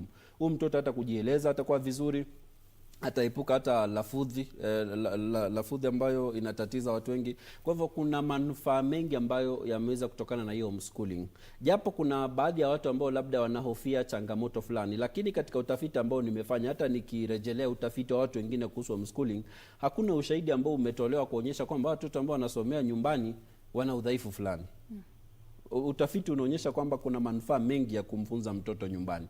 Lakini sasa changamoto ni kwamba hapa nchini Kenya ule uwezo wa kifedha ndio changamoto. Lakini ingekuwa kwamba ni uwezo, mimi ningekuwa katika serikali ningekuwa natetea huu mfumo wa homeschooling, kwa sababu kuna mambo mengi tutasuluhisha kama taifa kupitia kwa huu mfumo wa homeschooling. Lakini ningependa tu tuzungumze zaidi kuhusiana na hili swala la mtoto kutotangamana na watoto wengine. Maanake unapopata akiwa pale shuleni anatangamana na watoto wengi kwa siku, na anapata vile vile kujua jinsi ya kuzungumza na vile vile kusuluhisha mizozo pale. Lakini huyu mtoto ako pale nyumbani anasoma akiwa peke yake. Je, huoni kwamba itampa hiyo antisocial behavior? Sasa kwa wale ambao wanafanya hii homeschooling, kwa mfano kuna homeschooling ambao inaendelea maeneo ya Karen. Yule mtoto ambaye anafanya homeschooling huwa ni wazazi wamekuja pamoja. Hawa watoto ambao wanafanya homeschooling hukutana, tuseme katika ziara mbalimbali, huwa wanafanya mambo kwa pamoja, na kupitia njia hiyo basi wanaweza kutagusana, ile interaction. Kwa hivyo hakuna utafiti ambao umefanywa kuonyesha kwamba huyu mtoto ambaye anasomea njia hii itafika mahali kwamba kuna baadhi ya mbinu za kuhusiana na wengine atakuwa nazo. Nadhani ni jambo ambalo ni la kufikirika tu, si kwamba kuna utafiti wa moja kwa moja kuonyesha kwamba mtoto atakuwa very antisocial, hawezi akazungumza. Ndio maana nimesema kinaya ni kwamba hawa watoto ambao wengi wanasomea homeschooling huwa wana very high self esteem, good confidence, good skills na kadhalika. Naam, bila shaka ni swala ambalo linazidi. Kwanza sasa hivi ningependa tu tuzungumze kuhusiana na hali ilivyo humu nchini na ulimwenguni kwa ujumla. Sasa hivi watoto wanasoma pale nyumbani. Wengine tayari walikuwa wameshaanza, wanafahamu hali, kwa hivyo hawajaathirika kwa njia yoyote, manake wanaendelea na masomo. Lakini wale ambao walikuwa wakikwenda pale shuleni sasa hivi inawabidi kutegemea pengine mitandao ya kijamii kupata yale masomo, wengine kusoma kupitia kwenye runinga. Hebu tueleze kuhusiana na haya masomo ya pale nyumbani. Ni njia ipi zaidi bora kwa yule mtoto, hususan manake changamoto kuu ambayo imeshuhudiwa ni kwamba watoto hawana televisheni pale nyumbani, wengine hawawezi pata ile mitandao. Njia bora ni ipi ambayo itahakikisha kwamba kila mtoto anakumbatiwa wakati kama huu? Na hata wale ambao labda wana tarakilishi, wana vipakatalishi, wana televisheni, wengine wameshachoka kwa kweli. Ndio maana baadhi ya shule za binafsi sasa hivi wameacha kufunza sasa mada za mtaala. Sasa wameanza kufunza mambo kama vile public speaking, wameanza kufunza entrepreneurship ili kuweza kuwavutia wale watoto, kwa sababu wakati mwingine mwanafunzi inakuwa kwamba ile kwa Kiingereza tunasema ni monotonous. Kuambiwa kwa mfano this one is called a flower, mambo kama hayo yanachosha akili. Ndio maana baadhi ya shule za binafsi wameacha kufunza mada za darasani, wanafunza mambo mengine angalau kuweza kuwavutia wale watoto, kwa sababu hata wewe mwalimu wakati mwingine itafika mahali unaweza kuchoka. Kwa hivyo ndio kuna hilo pengo katika sekta ya elimu, kwamba kuna baadhi ya wanafunzi sasa hivi wanaendelea na masomo, wiki ijayo wengine hata wameanza mtihani wa mwisho wa muhula, wiki hii watamalizia wiki ijayo. Lakini kuna wengine mahali ambapo waliachia kule Machi, wakati shule zilifungwa Machi tarehe 13, basi hadi sasa hivi hawajapata elimu yoyote. Ni mapengo ambayo yapo katika jamii, na ni mapengo ambayo kwa kweli nadhani umekuwa ni sisi wenyewe tumeweza kutunga ule usaha kwa sababu ya kutofanya maamuzi katika sekta ya elimu ambayo yanasaidia hawa wananchi ambao hawajiwezi. Ndio kuna hilo pengo, na hilo pengo haliwezi likazibika sasa hivi, na ipo haja ya serikali kuhakikisha kwamba sasa hawa watoto wanapata elimu. Na katika baadhi ya shule, hata wajua baadhi ya shule wakati wanafunzi walisikia kwamba watakuwa wanarudia yale madarasa yao, sasa walisema tunasoma ya nini sasa, tunasoma ya nini? Kwa hivyo kuna wengine wanapoteza ile hamu. Lakini ndio maana nimesema baadhi ya shule za binafsi ambazo zinajiweza, ndio maana wameingia mambo ya entrepreneurship, public speaking, au mambo tu ya talanta, ili wazazi waweze kutoa karo, kwa sababu katika shule za binafsi pia kuna walimu ambao hawajalipwa siku nyingi. Kwa hivyo njia rahisi labda ya kupata zile hela ni kuhakikisha kwamba wanatoa hizi mada ambazo ni nyepesi kwa mwanafunzi na zile ambazo zinamfurahisha mwanafunzi, ili mzazi pia alipe karo, mwalimu wa shule ya binafsi alipwe.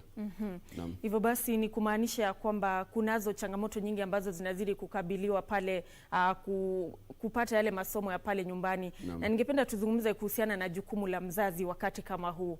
Kuna wale wanafunzi ambao wamekuwa kufuatilia masomo kama ulivyosema kupitia mitandao mbalimbali. Je, jukumu la mzazi ni lipi kwa mtoto wakati kama huu?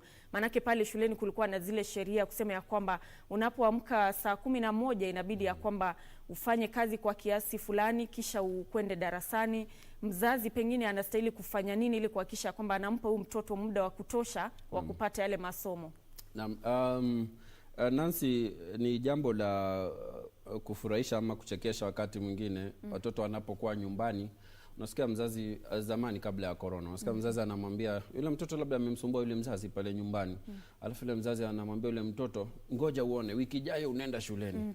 Kwa hivyo inakuwa kwamba anamtishia na shule, akijua kwamba kule shule basi atakuwa anaadhibiwa kwa kosa ambalo atakuwa anafanya. Yule mzazi anatelekeza ule wajibu wake wa kumlea mtoto. Na kuna baadhi ya wazazi nchini hata hawatengi muda wa kuzungumza na wale watoto pale nyumbani. Ikiwa wazazi wangekuwa na muda wa kutenga, wangekuwa natenga muda kuzungumza na wale watoto pale nyumbani, kuketi na mtoto na kuelewa matatizo ambayo anapitia, masaibu ambayo anapitia, ungekuwa unamsaidia kwa njia kubwa zaidi. Alafu wajibu mkubwa wa mzazi ni kuhakikisha angalau huyu mtoto anashiriki katika mambo mbalimbali. Ikiwa ni mzazi ambaye hajiwezi, pengine pale nyumbani ama kule kijijini wanaweza wakaungana hakikisha wale watoto wanafanya jambo fulani. Ulisikia Waziri Magoha akisema kwamba walimu wanaweza wakaendelea kufunza watoto hata wakati wa corona kule kijijini. Kwa hivyo kuna mengi ambayo mzazi anaweza akafanya, na ni fursa nzuri sasa hivi kwa sababu ukiangalia mtoto anakaa shuleni, karibu asilimia 80 ya muda wa mtoto yupo shuleni, hasa wale ambao wanapeleka watoto wao pale shule za bweni wakiwa darasa la pili. Sasa unapata mtoto hajuani hata na mzazi vizuri.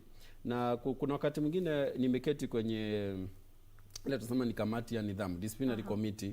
Mzazi anakuja pale shuleni, na hasa hususan wazazi ambao labda siku hizi tunasema ni .com parents na kadhalika. Anakuja pale anaambiwa kwamba mtoto wako alifanya hili kosa. Mzazi anafoka anasema my daughter can't do that.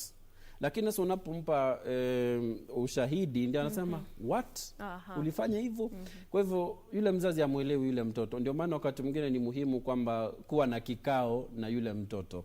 Wajua baadhi yetu jinsi ambavyo tulilelewa, hatukuwa tunaruhusiwa kuketi na mzazi ati mnazungumza naye katika meza moja. Haikuwezekana, lakini nadhani siku hizi ipo haja wazazi kuweza kuketi na watoto na kusikia yale ambao wanapitia. Kwa sababu visa vya watoto wengi kujitia kitanzi, chanzo ni kutosikizwa, ili kuweza ile tunasema kwa Kiingereza to vent out their frustrations. Basi kwa sasa hivi wazazi watumie ule muda kuwafahamu watoto na vile vile kusuluhisha yale matatizo ambayo wanapitia badala ya kuyaacha kwa mwalimu. Cha kushangaza wengine hata wamechoka. Wanasema shule zitafunguliwa lini? Hata waliposikia waziri anasema mpaka Januari, waliweza kuhuzunika sana. Na wanaona ya kwamba ni jukumu la mwalimu kulea mtoto. Wanaona ni jukumu la mwalimu kumlea mtoto. Na jukumu kubwa la kumlea mtoto ni la mzazi. Kwa sababu ukimleta yule mtoto pale skuli, mwalimu labda ndio atahakikisha kwamba mtoto ana nidhamu, atamkosoa, lakini baadhi ya tabia za watoto zinatoka kule nyumbani. Mtoto ambaye amelelewa vizuri akienda shuleni hata anakuwa ni kama hidaya ama zawadi kwa walimu, kwa sababu walimu watakuwa wanampenda jinsi ambavyo amelelewa. Lakini utapata kwamba baadhi ya watoto ambao wanatoka katika mazingira ambayo kuna mazingira ya vita. Unajua kuna baadhi ya watoto kule shuleni wanapigana na wenzao. Ukijaribu kuangalia nyuma usuli wao, utapata kwamba nyumbani labda baba alikuwa anampiga mama, kulikuwa na vita. Sasa ule mtoto akawa anajua jinsi ya kuwasiliana ni vita na makofi. Na bila shaka ni jukumu kubwa na ni changamoto kubwa kwa wazazi wakati kama huu. Na tukisalia kwenye hayo masomo hususan kupitia katika mtandao, ni kwamba kumekuwa na malalamishi kutoka kwa baadhi ya walimu ya kwamba kuna walimu gushi ambao wamejitosa katika hiyo fani ya kuwafunza wanafunzi kupitia katika mitandao ya kijamii. Je, kama walimu ni kweli kwamba kuna hizo changamoto ambazo mmekumbana nazo, kumaanisha kwamba mtoto anapata yale ambayo anafunzwa pale si ya kweli, ama kuna ujumbe wa kupotosha kuna ukweli kiasi lakini kuna vile masuala ya kupotosha pale. Naam, ni kweli. Hata katika tasnia ya udaktari utapata kuna wale madaktari gushi, katika wanahabari pia utapata kuna wale wanahabari ambao hawajafikia viwango vya kuwa wanahabari. Nadhani hayo mambo yapo katika kila sekta. Hata walimu, kuna baadhi ya watu ambao wanajifanya ni walimu lakini kwa kweli hawana zile mbinu za kuwa walimu. Na hata kuna baadhi ya haya mambo yanafanyika kwenye mitandao. Nadhani ushawahi kuona baadhi ya viongozi hapa nchini anaenda kufunza kule kwenye mtandao, labda lile kosa likatokea. Wakati mwingine wajua ni vigumu kwa sababu kuna mtoto ambaye huyu mtoto ana njaa. So mtoto apewe chakula na jirani yake utakataa. Wakati mwingine utakubali kwa sababu hauna uwezo, unaofaa. Lakini ningependa kuwashauri viongozi, ikiwa kwa mfano mimi ni mbunge na ningependa kuwafunza watoto, acha nimtafute mwalimu, niende nizungumze na mwalimu Jasper. Mwalimu Jasper ni mwalimu wa Kiswahili. Nimwambie wewe njoo sasa, naomba nikuweke kwenye Facebook live ama YouTube live uweze kunifunzia hawa watoto. Badala yangu mimi ambaye labda si mwalimu, ama kwa sababu nina ushawishi wa hali ya juu naanza kufunza. Kwa hivyo anaweza akaajiri walimu wafunze wale wanafunzi. Naam. Na kuna hili swala la wewe kama mwalimu pale shuleni unapofunza lugha ya Kiswahili, kuna zile sheria ambazo huo unawapa wale wanafunzi. Pengine wanapoandika insha unawaambia kwamba usiandike insha aina hii na hii. Unapata ya kwamba katika shule nyingine mwalimu fulani ana mtindo tofauti. Lakini sasa hivi ni kwamba wewe kama mwalimu unatumia kwamba hautangamani na wanafunzi wako wote. Maanisha kuna wale ambao sasa hivi wanafunzwa na walimu wengine. Changamoto ipi ambayo mtakuwa nayo ikiwa mtarejea pale shuleni ya kuwarejesha wale wanafunzi katika ile hali ya kawaida na kuwafanya wasahau yale ambayo pengine walikuwa wamefunzwa na ambayo ni ya kupotosha? Naam, kwa kweli Nancy, utapata kwamba mwalimu anapokwenda chuo, wajua wale ambao ni walimu wanapitia mfumo sawa, wanafunzwa kwa njia sawa zaidi. Lakini utapata kwamba kuna baadhi ya walimu ambao jinsi umetaja wana mapendeleo fulani, kwamba ikiwa unaandika kwa mfano composition unafaa uandike kwa njia hii. Lakini unapata kwamba ukweli ni kwamba si njia hiyo jinsi alivyomfunza. Na unapata labda wengine ni walimu ambao wana tajiriba, ama ni mzazi ambaye alikuwa hapendi kemia na ameona kwamba mambo yamezidi unga, anaamua kufunza kemia. Na labda anaweza kumkanganya yule mtoto. Kwa hivyo kuna ule mkanganyo, lakini mkanganyo urekebishwa baadaye na mwalimu. Kwa mfano mimi mwanafunzi akija na alikuwa amefunzwa mtindo ambao usiofaa, nitaweza kumwambia mtindo unaofaa ndo huu. Kwa hivyo mambo urekebishwa tu, japo mengine harekebishiki kwa sababu mengine uweza kushika kama sumaku akilini mwa mwanafunzi. Naam, kwa hivyo basi ni kumaanisha ya kwamba mtakuwa na changamoto kubwa wakati ule ambapo utafika kurejea pale shuleni kumueleza mtoto ya kwamba mwalimu fulani alisema hivi lakini hali ya kweli ni hii. Haitakuwa changamoto kubwa sana. Masuala kama hayo hutokea tu kwa kiwango ambacho si kikubwa sana. Kwa hivyo ndio kuna wale ambao kutakuwa nao mkanganyo, lakini huenda si utakuwa mkanganyo mkubwa sana. Naam, bila shaka shukran sana kwa kauli yako. Tutakuwa tunazidi kuzungumza kuhusiana na hayo yote, lakini kwa sasa hivi mtazamaji, ni kwamba mazishi ya aliyekuwa rais wa Tanzania Benjamin Mkapa yanaendelea kwa sasa hivyo. Na mtazamaji, kile ambacho unaona kwenye runinga yako ni kwamba wananchi wamejitokeza kutoa heshima zao za mwisho kwa mwenda zake, na hivyo basi ni shughuli ambayo inaendelea pale kutoka upande wa Tanzania, na ni picha za moja kwa moja ambazo tunazipata kwa hisani ya TBC. Mazishi ya mwenda zake aliyekuwa rais wa Tanzania Benjamin Mkapa yanaendelea kwa sasa hivi, na shughuli inayoendelea ni ya wananchi kutazama mwili wake, na bila shaka yanafanyika katika nchi hiyo ya Tanzania, na tutakuwa tunakupeleka pale na kukupa maelezo zaidi kuhusiana na taarifa hiyo. Lakini kwa sasa hivi mtazamaji, ningependa turejee hapa kwenye studio ambapo nazungumza naye Mwalimu Jasper Ondimu kuhusiana na masomo ya pale nyumbani wakati ambapo wanafunzi wanazidi kukabiliana na janga la virusi vya corona na wamelazimika kutumia mitindo mpya. Na pengine Jasper, tunapo tamatisha tamrini ya Channel 1, ningependa tuzungumze kuhusiana na elimu kwa ujumla. Wanafunzi wamekuwa na ati hawafahamu ya kwamba watarejea shuleni ama hawatarejea, na Rais Uhuru Kenyatta alitoa agizo kwamba waziri wa elimu afanye mkutano na washikadau ili wazungumze zaidi na kutoa mwelekeo. Je, unaona kwamba ni kipi ambacho kitakuwa tofauti katika mkutano huu wa sasa na mkutano wa hapo awali?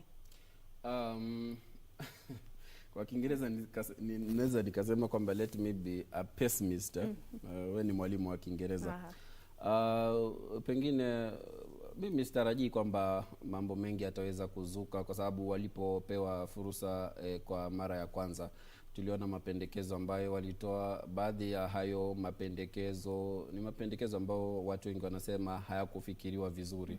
Kwa mfano unaposema kwamba watoto warudie mwaka ujao, baadhi ya wataalamu wanasema kwamba kuna mbinu mbalimbali ambazo unaweza ukatumia kuhakikisha wale watoto warudi madarasa yao, lakini wanajiunga na darasa jingine, alafu yale ambao walikuwa wanasoma wayafanye kule mbeleni. Kwa hivyo tunasema kwamba kwa Kiingereza there was no eureka moment, alikuwa tu ni mambo ya kawaida, na hata sasa hivi huenda tusitarajie mengi ambayo yatazuka kule, lakini natumai kwamba Profesa Magoha ataweza kufanya utafiti wake vizuri, aweze kushauriana na wataalamu mbalimbali wa elimu ili waweze kumpa ushauri unaofaa. Alafu pia tunapozungumzia wakati huu wa corona, kuna hawa walimu ambao wanafanya kazi, nikiwemo mmoja wanafanya kazi katika shule za binafsi. Walimu hawa umeona kwenye mitandao, vyombo vya habari, hata hapa KBC wakipiga kelele wakisema tusaidieni, sisi hatujalipwa tangu mwezi wa 3. Hao walimu hadi sasa hivi hawajalipwa mshahara. Wengine wameweza kuondolewa kutoka mahali walikokuwa wanaishi. Wengine hata wameamua kufanya kazi ambazo yani mwanafunzi akikupata unafanya atashangaa sana, wewe ni mwalimu na unafanya hii kazi na ulikuwa unaniambia kwamba education is the key to life. Kwa hivyo hao walimu pia kuna haja ya najua kuna yule CIS wa education Zaki Kinuthia alisema hawa wa serikali kwa board wale wafanya kazi kwa board ambao hawajajua serikali lakini wanafanya kazi kwa board watalipwa. Kuna hawa wa shule za binafsi ambao hawajalipwa. Kwa hivyo ipo haja pia ya serikali kuwafikiria. Nilimuona mwalimu fulani, mwalimu mkuu ambaye alikuwa mwalimu mkuu wangu zamani, akisema kwamba ikiwa kila Mkenya atatoa tuseme shilingi 100, hawa walimu waweze kusaidia, itakuwa ni pesa nyingi kuwasaidia hawa walimu. Kwa hivyo wanazidi kuumia, na ipo haja ya serikali kuweza kuhakikisha kwamba angalau hawa walimu wanapewa pesa kidogo za matumizi za kuweza kujikidhi. Alafu pia hawa walimu iwe ni funzo kwa walimu, hata si walimu peke yake. Kila mtu, hata nyinyi ambao mpo katika sekta ya wanahabari, kwamba ipo siku labda mambo yatabadilika jinsi ambavyo ukujua. Zile hela kidogo ambazo unapata, ekeza mahali fulani, anzisha biashara fulani, ili pale ambapo mwajiri atasema naomba uondoke, ama pawe na corona nyingine, isiwe kwamba ni fursa ambapo sasa inaonyesha kwamba unajuta laiti ungalijua. Kwa hivyo ipo haja yetu walimu katika shule za binafsi za umma, ile pesa unapata kidogo, ekeza ikusaidie siku za mbeleni. Na asante sana kwa kauli yako Mwalimu Jasper Ondimu. Bila shaka tumezungumza mengi na natumia kwamba wazazi na vile vile wanafunzi wamepata kufahamu tu jinsi ambavyo umuhimu wa masomo ya pale nyumbani, na vile vile wale ambao hawakuwa wamewekeza wamefahamu ya kwamba itakuwa muhimu katika siku za usoni, ikiwa kutakuwa na janga, mtu awe tayari kwa upande mwingine. Hivyo basi shukrani sana kwa muda wako, na mtazamaji, kufikia hapo tunafika kwenye tamati ya tamrini ya Channel 1. Shukrani sana kwa wote waliotazama. Naitwa Nancy Okware, mfasiri wa lugha ishara ni Lucy Mwaura. Lakini kabla ya kuondoka mtazamaji, ningependa tu kukuacha na taarifa kutoka katika kaunti ya Mombasa, ambapo naarifiwa kwamba gavana wa kaunti hiyo Ali Hassan Joho amefungua soko kubwa ambalo linaweza kuwastahimili ama kuwa na wateja ama wafanyabiashara 86, na hivyo basi taarifa hiyo tutakuwa tunaipata kwenye taarifa zetu mwendo wa saa 7 kamili, ambapo tutakuwa tunapata mengi zaidi kwa lugha ya Kimombo. Lakini kwa sasa hivi naondoka, tukutane tena hapo kesho.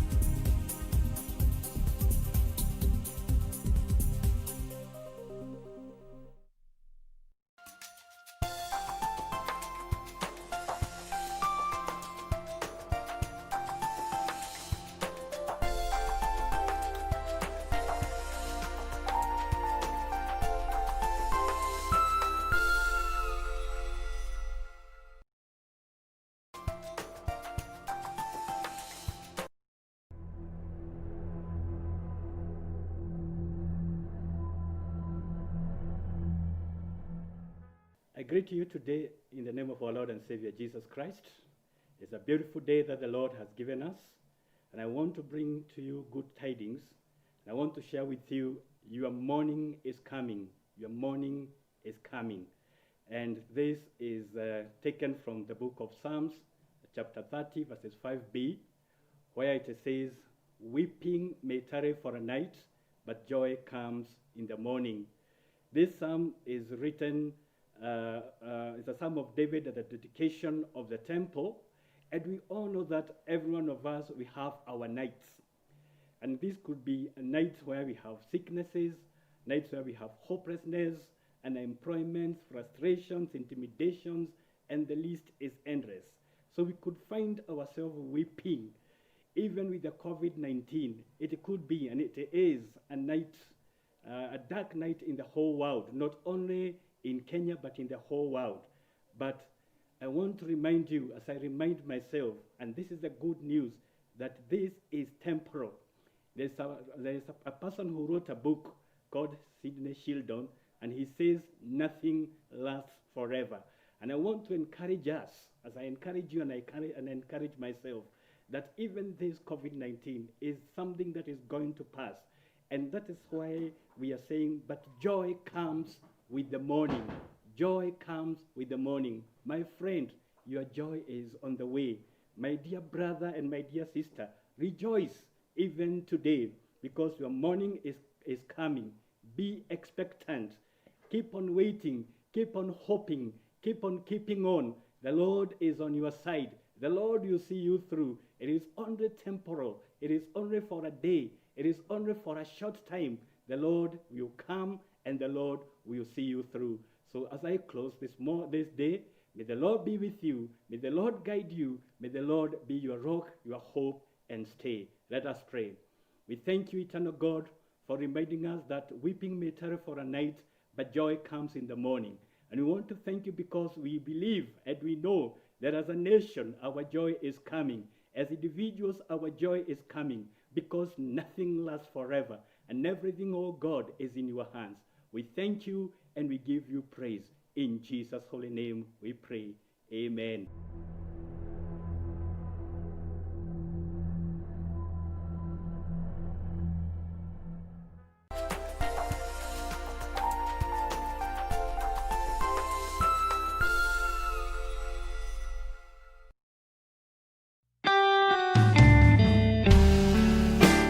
Hamjambo wa Kenya wenzangu. Mimi ni prosecutor. Niko hapa kusisitiza maagizo ambayo tunapewa na Wizara ya Afya kuhusu ugonjwa wa coronavirus. Tunaambiwa pahali pana watu wengi lazima tuweke distance, yani kuweka hatua mita 1 kwa mwenzako. Ukienda kwa matatu, weka distance. Ukienda kwa soko ama palipopote mkusanyiko wa watu, ni vizuri uweze kupeana hiyo social distance ili tuweze kumaliza maambukizi. Tukifuata haya masharti ama maagizo ambayo tunapewa na Wizara ya Afya, hakika tutaangamiza corona virus na hali yetu ya kawaida tutairudia. Asanteni sana.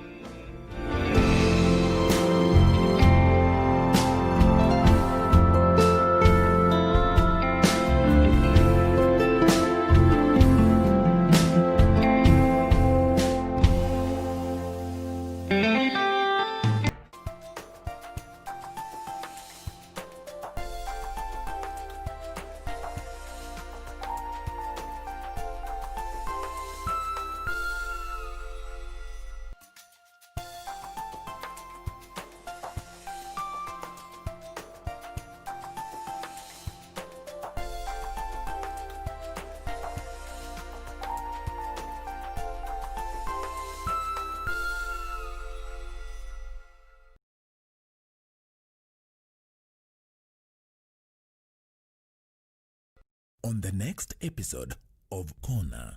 I thought you were preparing to fight me over our money. You are not yourself right now. He stole my idea, the gym's lifeline. That man is so arrogant, he pretended not to know what that was about. Let me come in as an investor.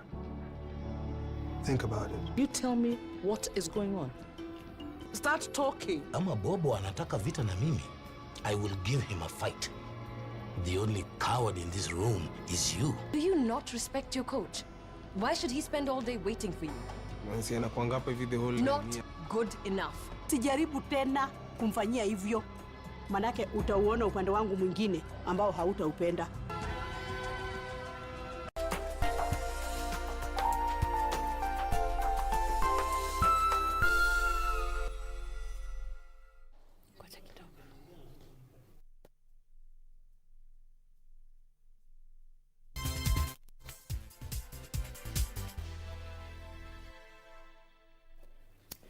A very good afternoon to you. Thank you so much once again for creating time for us. This is KBC Lunchtime News on the 29th day of July 2020. My name is Serfine Achieng, and our sign language interpreter is Simon Karotha. Straight away, we want to take you to something that is currently underway. The Health CS Mustafi Kagwe currently speaking as he visited the Kenya Medical Practitioners and Dentists Council. Let's listen into what he's saying. Our nationals, Kenyans, to take responsibility for what is likely to come ahead. In my discussions with the board today, we also emphasize on matters of communication and what we are able to communicate to Kenyans and the manner in which we are communicating matters of health. And I want to urge that please not let everybody in Kenya imagine that because there is COVID-19, everybody has become an expert. Everybody is an expert. We even hear people telling us, lockdown, do this, start using this kind of medicine. It is being used in America. Even when quacks speak elsewhere, we respond as if we are talking to fantastic doctors and people who are qualified to speak to matters medicine. When in the media, in a Kenyan media, I urge you, when you want people who can speak about medicine, talk to the council. They'll give you people. We have discussed that. They are open. Dr. Amoth has always been available to give you a person who can speak to you. Dr. Eva Jenga is here, and they can assign people who can speak to the media, to the subjects that you want them to address. I think the biggest mistake we can make is to start imagining that just because somebody is called a doctor, they are an expert in everything and everywhere. I think that is something that I would urge the media.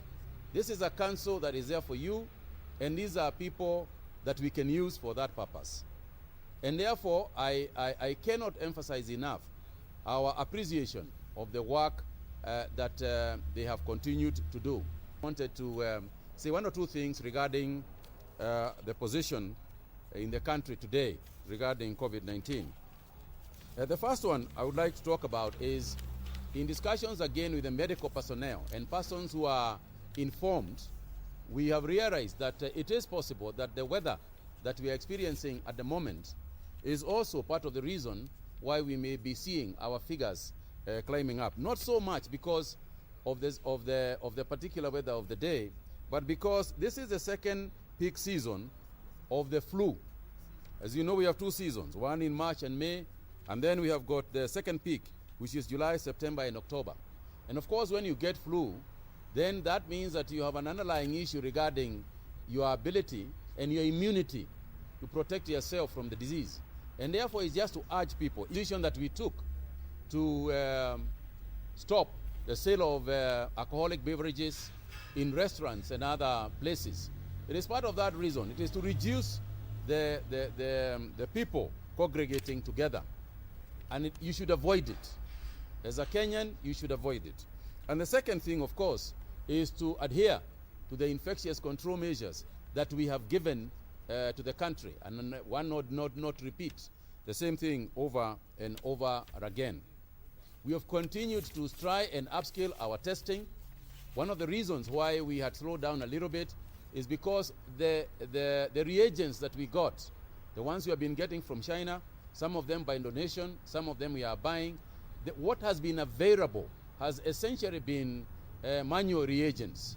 And when we have got the manual reagents, we cannot test as fast as we can with the automatic reagents. So that is why you see delays. So when and I want to apologize to Kenyans, when you hear that your sample was taken, it has taken you 2 days, it is not the intention. The intention is to give them with as few hours as possible. But when we have got manual reagents, then we have got a challenge as to how many we can actually be able to test per day. But hopefully, this situation is improved. It will improve. It has already started improving, and that is why for the day, we tested in the last 24 hours, we tested some 5,259 persons, therefore bringing a cumulative figure of 289,759. Now, out of those 5,259, some 544 persons turned positive, and out of them, 340 are male and 204 are female. So we need to, again, this gender issue, if we were getting just the number of male that we get for females, the figure would be substantially low. But I also want to point out to our female folk and our sisters and mothers, your figures are also now beginning to go up. So I hope it doesn't mean that you are also beginning to misbehave.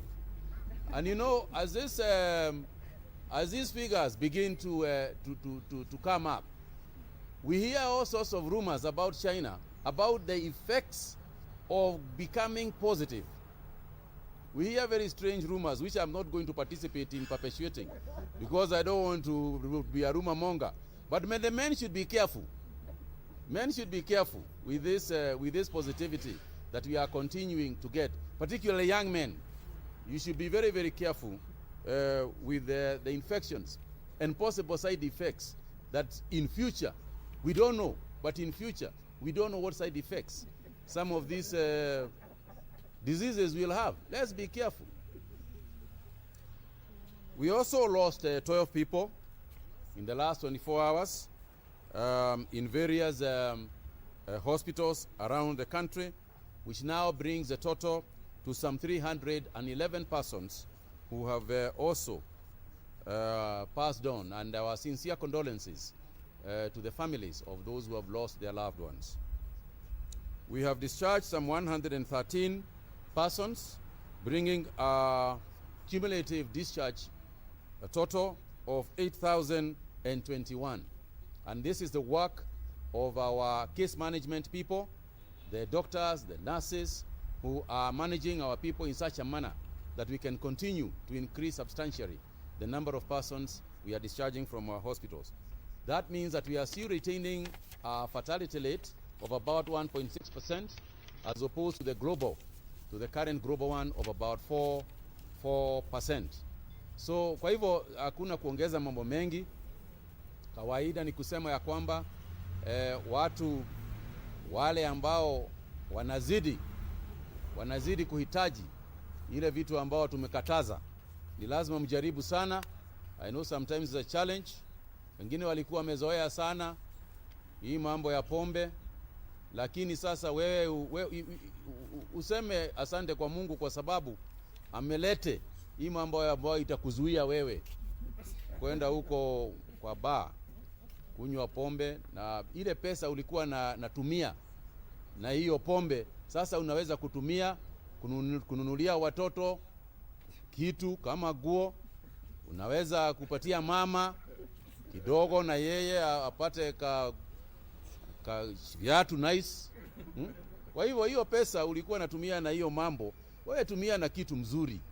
Wewe sasa angalia nyumba yako, uangalie uone ni kitu gani unaweza fanya. Wengine mama alikuwa anafanya kelele ya kitu fulani anataka, wewe mpatie, mnunulie hiyo kitu. Hata mimi nitafanya vile vile. Hata mimi nilikuwa nafurahia Kagwe special. Kwa hivyo hiyo pesa nilikuwa na hiyo maneno, hata mimi nitasaidia pahali, ama nimpe mtu mwingine nyumbani, ama nisaidie kununulia mtu mask ambaye alikuwa hana mask.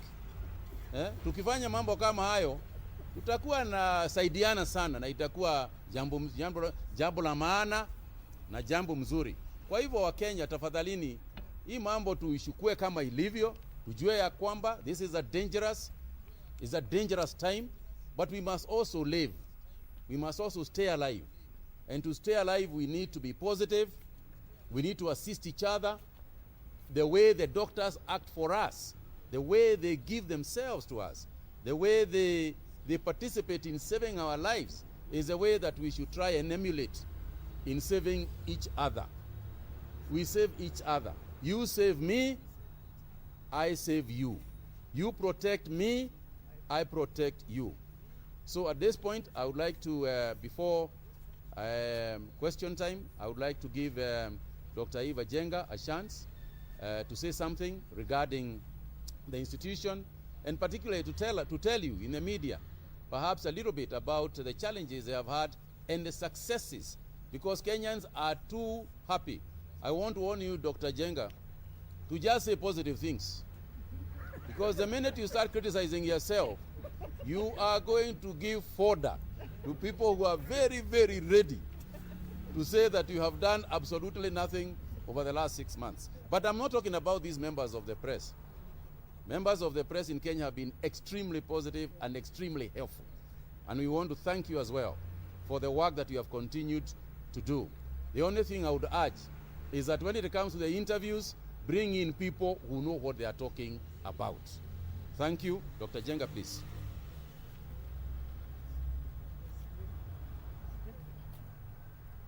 I'll keep my mask on also. Thank you, CS. We do appreciate the good words you have said about the council, and I know the council members really feel appreciated. And even as much as we know we are in this battle, all of us, because we are patriotic and we are working for the Kenyans, it is always nice when our bosses also know that and appreciate us. So thank you again. So I think it would be nice to highlight what does the council, as a regulator, what it is. And I'll say this in a very summarized way, because there's a lot of things. We are here to regulate health, the quality of health that is in the institutions, the facilities. We license the facilities, and before we license them, we inspect them. We also have the mandate to actually decide on the quality of the doctors that we train. So through the people who qualify to come and do medicine, this council has a mandate to give the criteria at the minimum grades that somebody going to do medicine. And even as you do medicine, we come and monitor the universities, the medical schools that you are training. There are some guidelines as to what a medical school must achieve to be able to be recognized. We are also governed by the East African Joint Inspection Regulators, which was approved by all the ministers of health in the region, whereby there is an agreed minimum qualifications and standards for medical schools and even students, so that we have what it's called, we recognize each other across the region, so that we have reciprocal registration. So someone training here and qualifying here does not have to go and sit exams in Uganda or Tanzania. They can go across the boundaries and actually get a job. The same thing, people coming from our partners can come and practice here.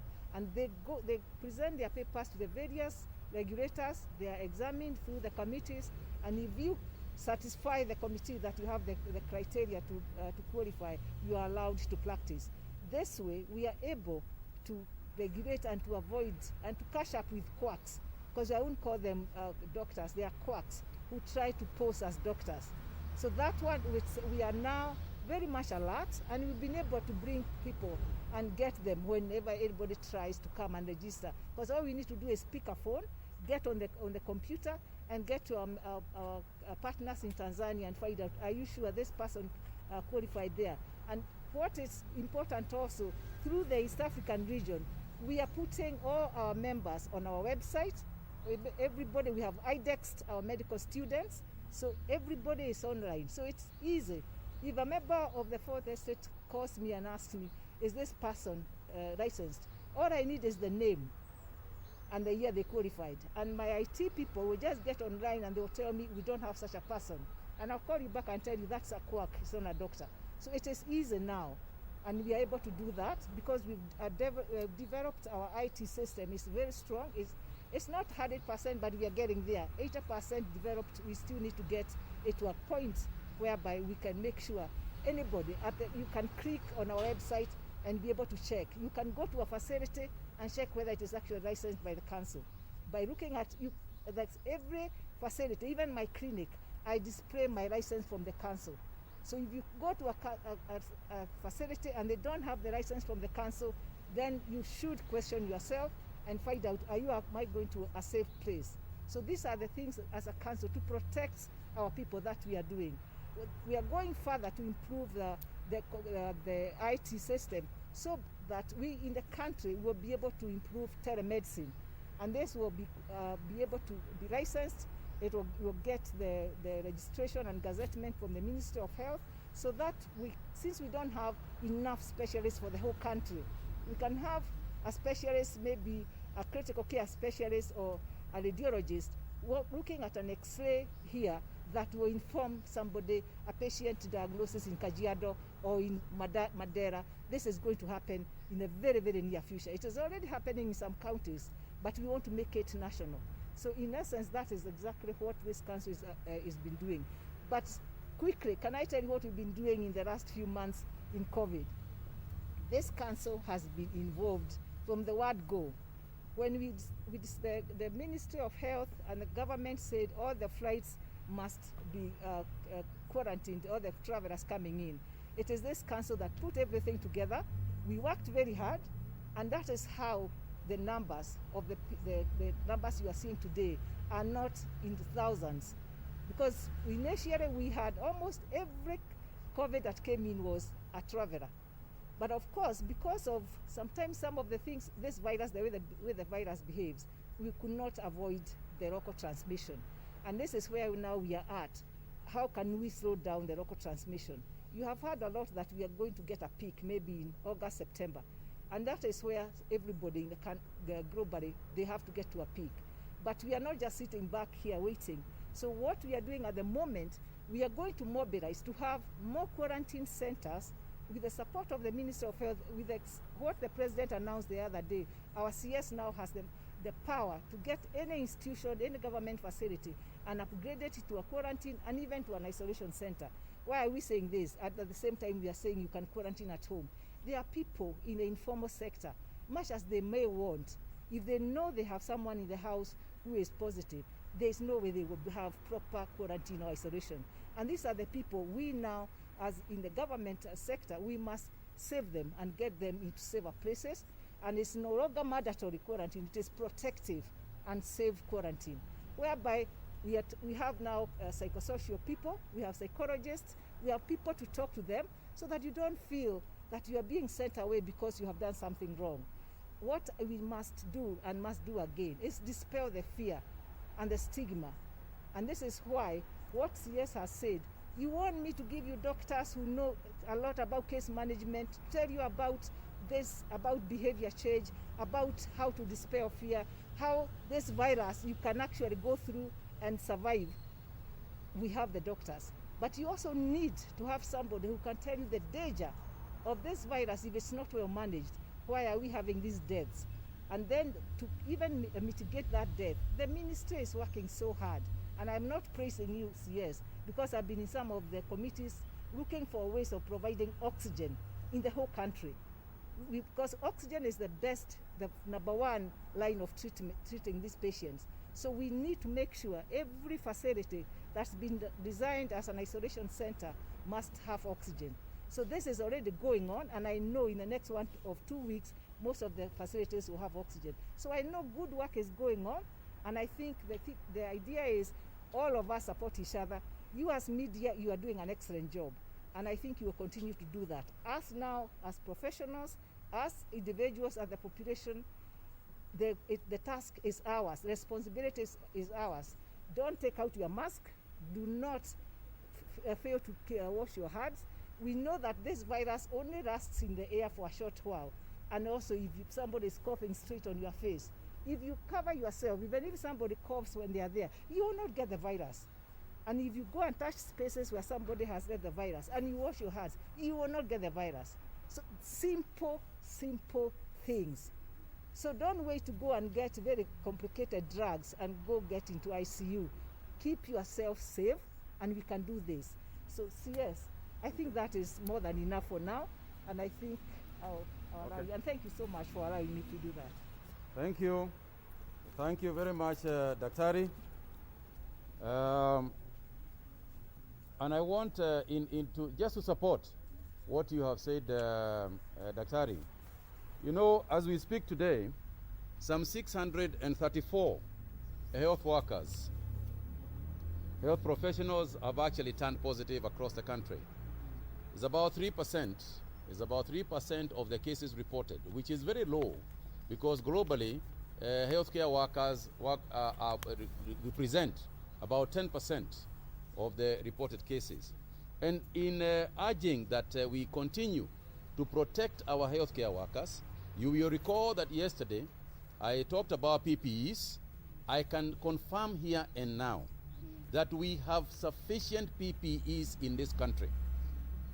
If there is a problem, it's probably a problem of management, problem of distribution, but most certainly not a problem of availability. And as you know, we have also allowed that counties can be able to buy and procure their own PPEs with money that we have given them without any reference to the ministry or indeed to KEMSA. We are also asking that professionals, the health professionals themselves, must adhere to what we are saying. And it's great that I'm talking from this institution and from this platform, because we also know that there are some health professionals who are misbehaving. And I can quote 2 cases without naming names, because otherwise Dr. Jenga and Daniel Yumbia might take action. We had one case of a doctor at Kenyatta National Hospital, a doctor, qualified doctor, who had traveled and instead of quarantining themselves, wanted to proceed on to go to the theater and conduct surgery. Fortunately, they didn't, because some nurse reported him. Thank you to the nurse. We also had a case just this week of another doctor who was actually turned positive and wanted to continue behaving normally. Go to a theater and start conducting surgery, and you are positive. You know, honestly, this borders on criminal behavior. So we want also to tell the healthcare workers, tafadhalini, whether you are doctors or dentists or pharmacists or whatever, please, tafadhalini, you must follow. You are the first line of defense. And if there is discipline required during times of war, the highest level of discipline is expected from frontline soldiers. And you are the frontline soldiers. If you slack, we can lose this war. So please, I urge you,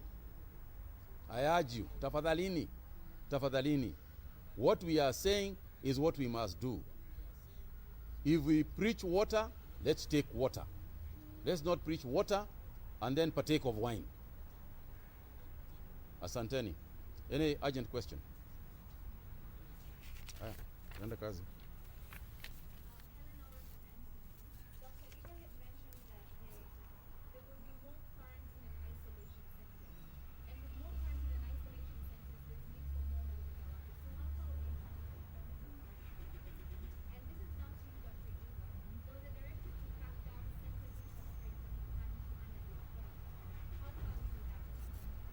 Okay. Yes.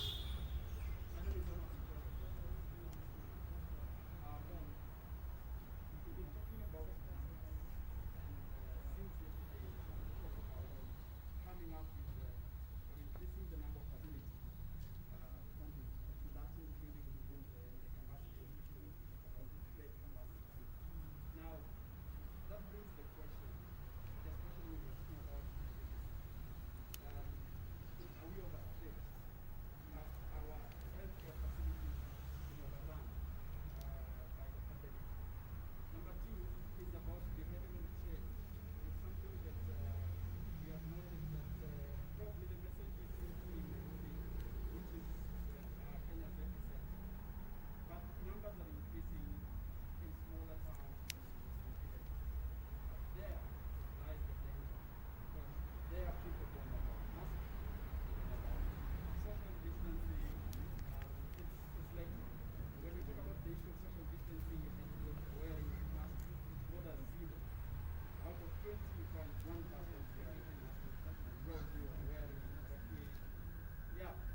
Okay.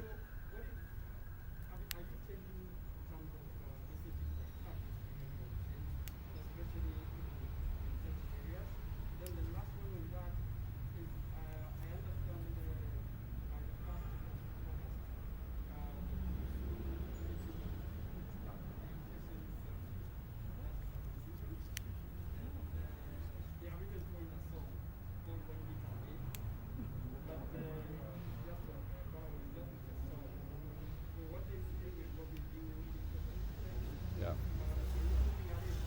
Okay. Okay, let me start with the last one. The issue of circumcision across the country, the season is coming, and we have said very clearly that no such activity is to take place without the necessary protocols being developed, if indeed that will be the case.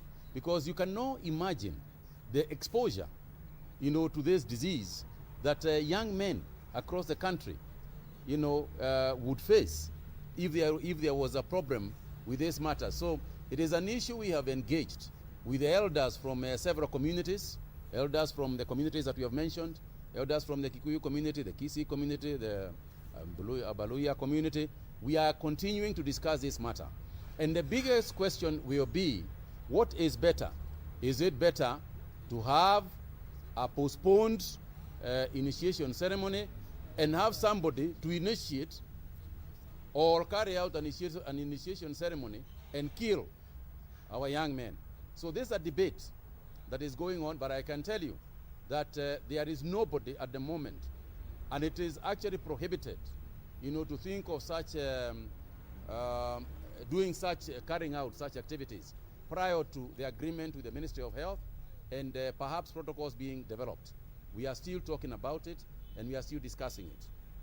On the matter of the masks and individuals across the country not using masks, my friend, you can take a cow to the river.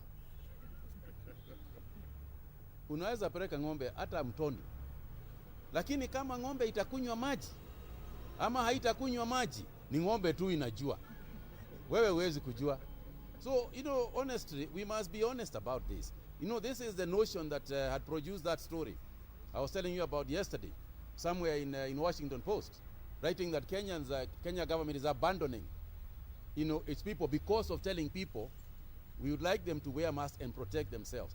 This is the centerpiece of our defense. Because let me tell you, there is not a single Kenyan who does not know that the defense against the disease is washing your hands, social distancing, sanitizing yourself. All these things, that's the measures that we have given. Every Kenyan knows. If even a little boy and a little girl in the village is singing, I can get it, you can get it. I mean, how much more communication do you think is necessary? But I'm not saying that that we have stopped communicating. We will go the vernacular way. We are very, very happy about some of the activities that we have seen. Even church is going to. There are some people, elders, who have taken road shows and talking about it and telling people with signs. There are some youth groups that are going around houses, especially in densely populated areas, teaching wamama how to wear masks. On our part, we are participating with the Chamber of Commerce, Kenya Chamber of Commerce. We are participating with them to make sure that masks are manufactured by the chamber members at the village level. Going forward, it is not just a question of the big companies. We want also to create business opportunities for tailors. As long as they are following the KEBS rules, we want also our tailors at the village level to start making masks through standards set and through the Kenya National Chamber of Commerce, because these are members of the chamber.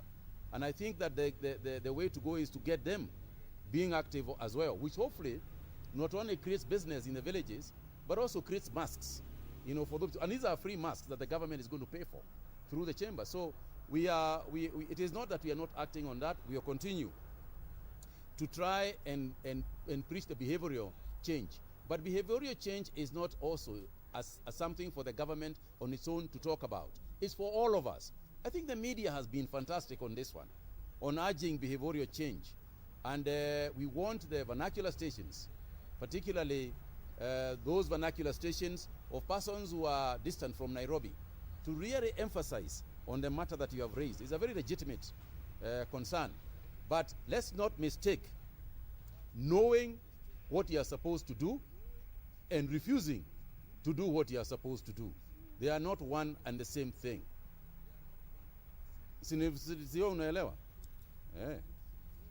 Then on the issue of whether we are being overrun in the country, I don't think we are being overrun. Thanks to the work that was done originally, as Dr. Jenga has just said. Thanks to that work, the path of, if you look at the curve, our growth curve, it is a slow gradient, even though it is beginning to curve upwards. If you look at the curve, for example, the Italians experienced when they had their first cases, it was a very sharp curve, way up. And that's why their entire system was completely overrun. At this time, if you compare oranges with oranges, at this time, 140 days or so, from the time we had our first or 10 infections, if you go and Google at this time and ask yourself what was happening in Italy, what was happening in Spain, their curves went sharply upwards and their entire health system was totally overrun. The reason why we have not been overrun yet, it is not that we are not going to get the cases. The cases will come because they must go up. But they are coming at a pace that our health facilities are able to cope. And that's why, for example, we are next week, we are launching extra facilities for treatment at Kenyatta University Referral and Training Hospital. We have put the 500 beds I spoke about, 60 of which are ICU. ICU is an ICU facility. But remember also that we have a tremendous growth. I tell you, if Kenyans could sing about themselves, for once, they would sing good songs and positive songs. I saw in the media, for example, a video of a Ghanaian facility that Kenyans are passing towards each other perpetually as a great achievement of a 100-bed facility that they put up very quickly. And it's fine. And I congratulate the Ghanaians for putting up that facility. But when we started this journey, we had 8 beds. Next week, Kenyatta University Hospital on its own, in the last 2 weeks, have put up a 500-bed facility, including 60.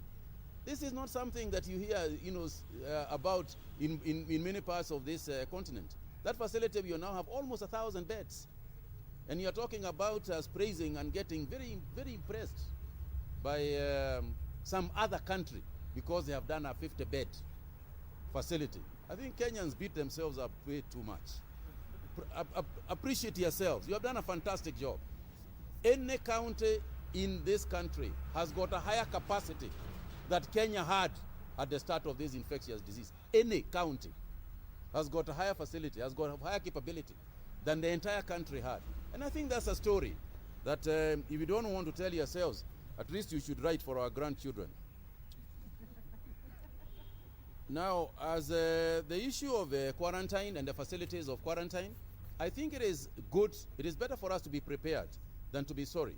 And that's why we have said that our education institutions, we are converting a lot of our education institutions into either A, quarantine facility, or B, isolation facility. And this is specifically to assist in densely populated areas where the economic status is such that people are unable to quarantine themselves or to be able to isolate themselves. And one other thing about this whole thing about quarantine and isolation, I think in terms of behavioral change, I can report and thank Kenyans because we have seen a fantastic change in the ability to quarantine themselves. People genuinely go and quarantine themselves and behave in such manner because they are now aware. Their awareness level is high. They know they can affect their own families. And we have a lot of Kenyans. We have a lot of Kenyans today who are at home, quarantine or isolating themselves. And I want to thank them. And that behavioral change is saving us a lot of money and is saving a lot of grief because And you know, Dr. Amos said this yesterday. People who are doing so at home are getting better faster than people who are doing so in hospitals. I think I have basically addressed the issue of the human resource. Yes, again, we continue to upscale and train. And we are training at 2 levels. We are training at the community health worker level, because those people who are isolated at home, quarantined at home, can be assisted by our community health workers. And there are many. And every county currently is carrying out the training. The ministry itself has got continuous training for healthcare workers. There we have even got a lot of healthcare volunteers who are also working at the county level and being trained. I think you saw the visit that I did in Nakuru County in one of those facilities that is a training facility for volunteers in the county. So we will continue to upscale the healthcare workers, to train, to protect, to increase the numbers as we are able and as the need arises. Thank you very much. I think, Dr. Jenga, you had one question which you can answer. Thank you, CS. You've covered most of the questions. My question about, you're from NTV? Yeah, you asked about facilities that are providing family planning to other age. I only tell you in summary that the council is going to inspect, and we're going to do the needful, but we will not tell you when, because we do this impromptu. Otherwise, if we announce when we are going, we find the place either closed or they have removed everything that will show that they had been giving any form of family planning. So we have our own way, we are on it, and you will get to know once it's done. Thank you. Asanteni sana. Thank you very much.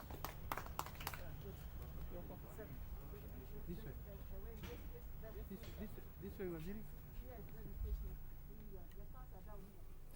All right, that is a briefing by the Health Cabinet Secretary Mustafi Kagwe at the KMPDU headquarters right here in Nairobi, as he visited the KMPDU Council this particular morning to assess, among others, the preparedness on isolation centers in the country, and also talking about issues to do with equipping hospitals across the country so that we can be able to better mitigate the spread of COVID-19. But the key highlight of his particular briefing is the fact that in the last 24 hours, 544 Kenyans have tested positive to the novel coronavirus, and this is after 5,359 samples were tested, and we have lost as a country 12 people who have succumbed to coronavirus in the last 24 hours, with 113 people having been discharged.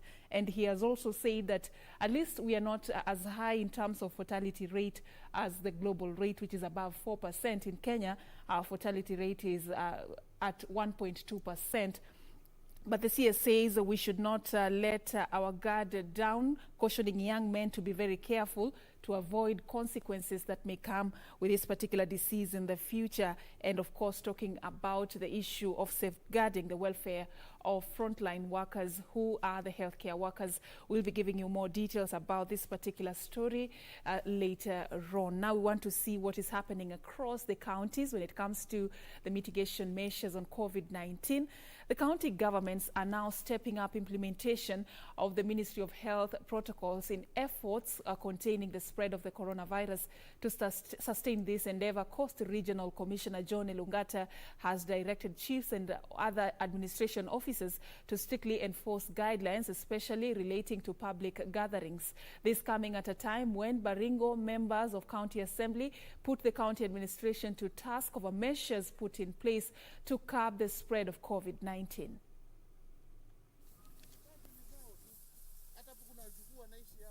Coast Regional Commissioner John Elungata has once again warned that action will be taken against national government administration officials whose areas of jurisdiction register a breach of government guidelines aimed at combating the spread of coronavirus. The administrator singled out Kilifi County, where he said funerals are taking place in total disregard of the set guidelines. The regional commissioner cautioned that security agencies will continue enforcing mandatory wearing of face masks while in public places to help reduce the spread of COVID-19.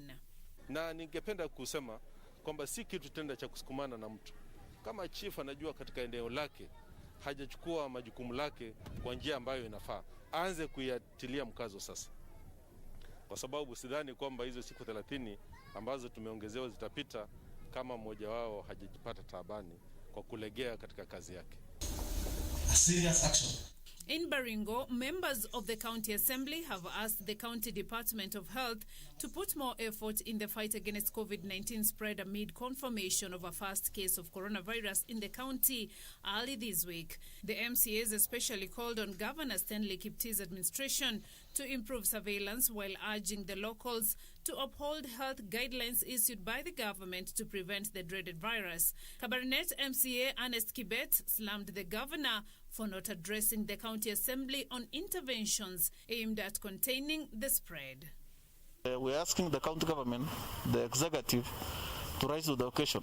We as the members of the assembly, we are ready all the time to provide the necessary support, the necessary financial support to the executive so that they ensure that this pandemic is minimized.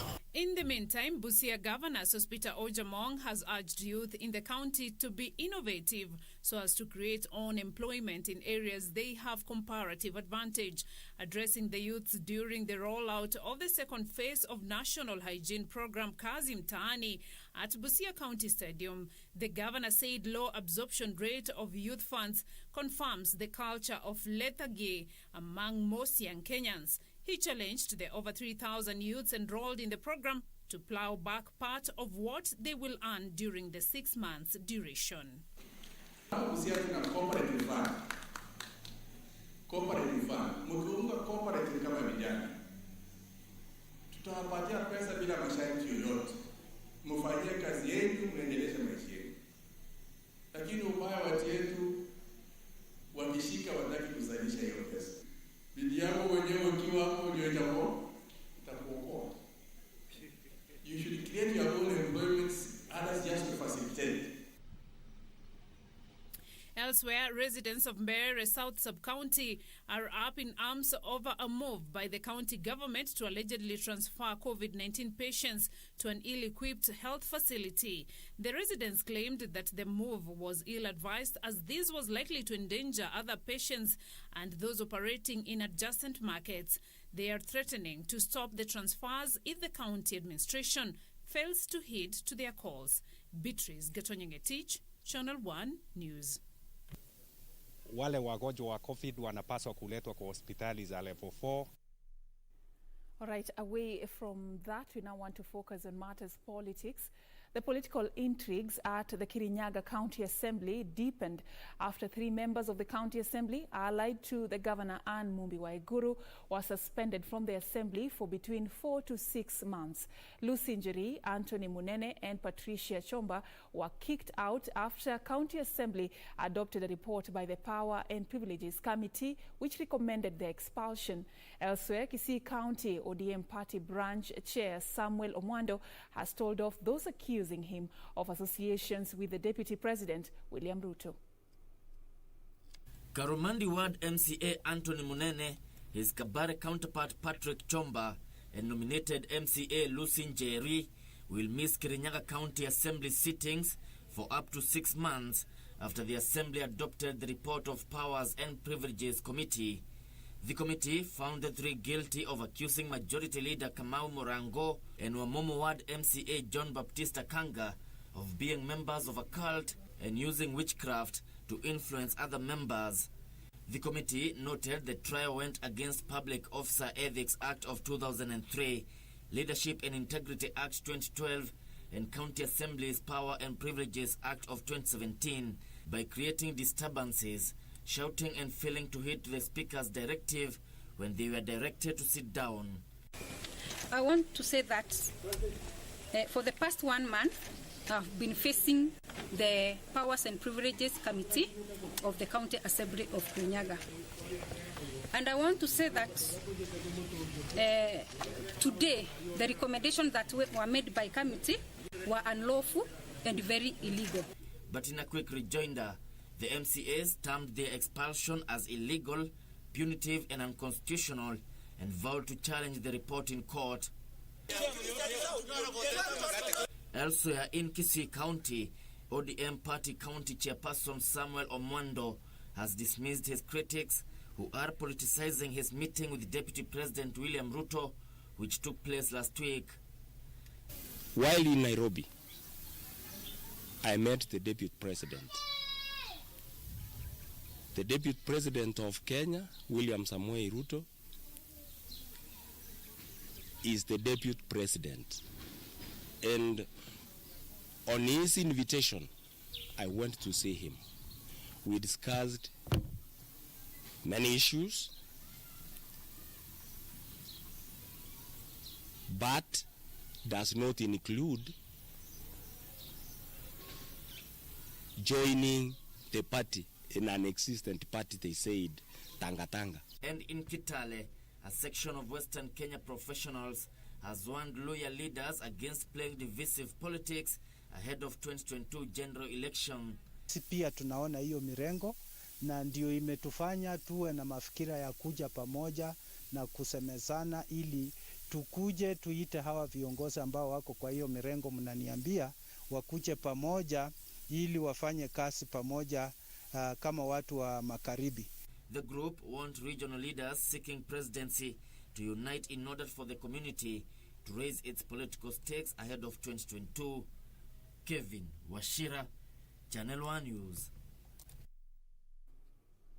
Away from the politics of the day, Interior Cabinet Secretary Fred Matiang'i has ordered the immediate disarmament of staff at the Nairobi County Assembly just hours after violent altercations at the Assembly left an MCA nursing injuries. Speaking during the launch of a book documenting Kenya's journey in police reforms authored by the former Inspector General of Police Joseph Boynet, Matiang'i at the same time condemned violence meted on the public by police officers.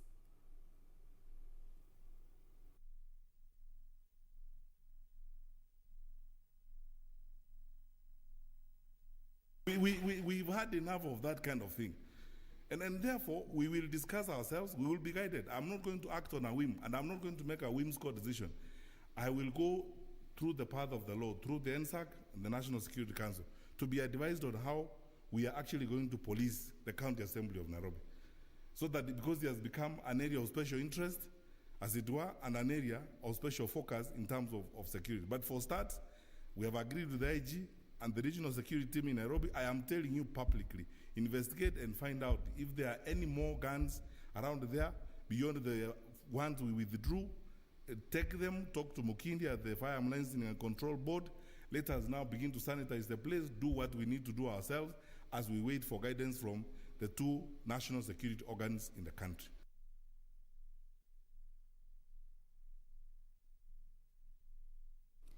Of course, you'll be getting more details about this particular function later. We have our reporter Gladys Mungai working on that story. Now, nominated Member of Parliament David Ole Sankok has lauded the Senate for shooting down Senator Irungu Kang'ata's sponsored amendments to the revenue sharing formula that sought to have population as the basis of determining revenue allocation to counties. Sankok says the proposal to have revenue shared on the basis of population was a drawback to devolution and would starve marginalized areas of the much-needed resources. The shooting down of the resource allocation formula that was before the Senate today is a win for this country. It was a win for the citizen of Kenya. It is a win for nationhood. It was a win against ethnicity and tribalism. It was a win against Session Paper number 10 of 1965 that marginalized 80% of the landmass of Kenya by purporting to put more resources on high potential areas. And the retrogressive in their archaic and palatable thinking of the rulers of that day, they define agriculture as high potential. And there is no country that have ever become rich because of production of sukuma wiki or cabbages. They define our pastoralism, our livestock, our underground resources, including geothermal electric power in Narok, oil in Turkana as low potential. They define the wind power in Loyangalani, Lake Turkana wind power as low potential. That is why all these counties and these 80% landmass of Kenya was ever marginalized from 1965. And today, I want to tell those who are pushing this slogan of 1 man, 1 shilling, that is a retrogressive thinking. That is a political statement. That is a tribal statement that is meant to further marginalize these regions that were marginalized since independence. We want to tell them that it is people who follow development. It is not development that follows people. Of course, opinion will remain divided over that controversial new revenue allocation formula. We'll be telling you more, even as the conversation continues in the country. Now, on to a sad note now. The country is mourning the death of renowned poet Abdallah Mwasimba, who passed on last evening. Mwasimba, who was laid to rest this afternoon at the Kariokor Muslim Cemetery, was born in 1937 in Matuga, Kwale County. Mwasimba is a renowned poet whose work is well documented in Swahili and was among the pioneer artists at the Voice of Kenya, now the Kenya Broadcasting Corporation, during famous programs like Tushauriane na Ushikwapo Shikamana. But it is his mastery of Swahili poems that earned him many supporters and also national awards. He was awarded a head of state commendation by President Uhuru Kenyatta 2 years ago. He leaves behind 3 children and several grand and great-grandchildren. Salamu nyingi, salamu nazituma wangwana, nazituma muadhamu ziwafikie vijana, wanana watu makamu, mabibi hata mabwana, wale vini elezeni raya pombe nini. Mlevi mwana wa watu mwenye heshima na jina, mlevi kwake si kitu, mizozo na kugombana. Mlevi sifa za utu kwake hazikulingana, wale vini elezeni raya pombe nini. Alewae ujisifu, mimi nina mali sana, ninazo mali lufufu, nyumbani zimejazana, jirani tukimshufu, kumbe ushindi ya dona, wale vini elezeni raya pombe nini. May you rest in peace, Mwasimba. Now, still mourning, we know that the entire globe, especially the East African region, is mourning the death of Benjamin William Mkapa, the 3rd president of Tanzania. His burial is currently underway in his native village of Lupaso in Masisi district in Mtwara region. Currently speaking is former President Jakaya Kikwete. Let's listen in.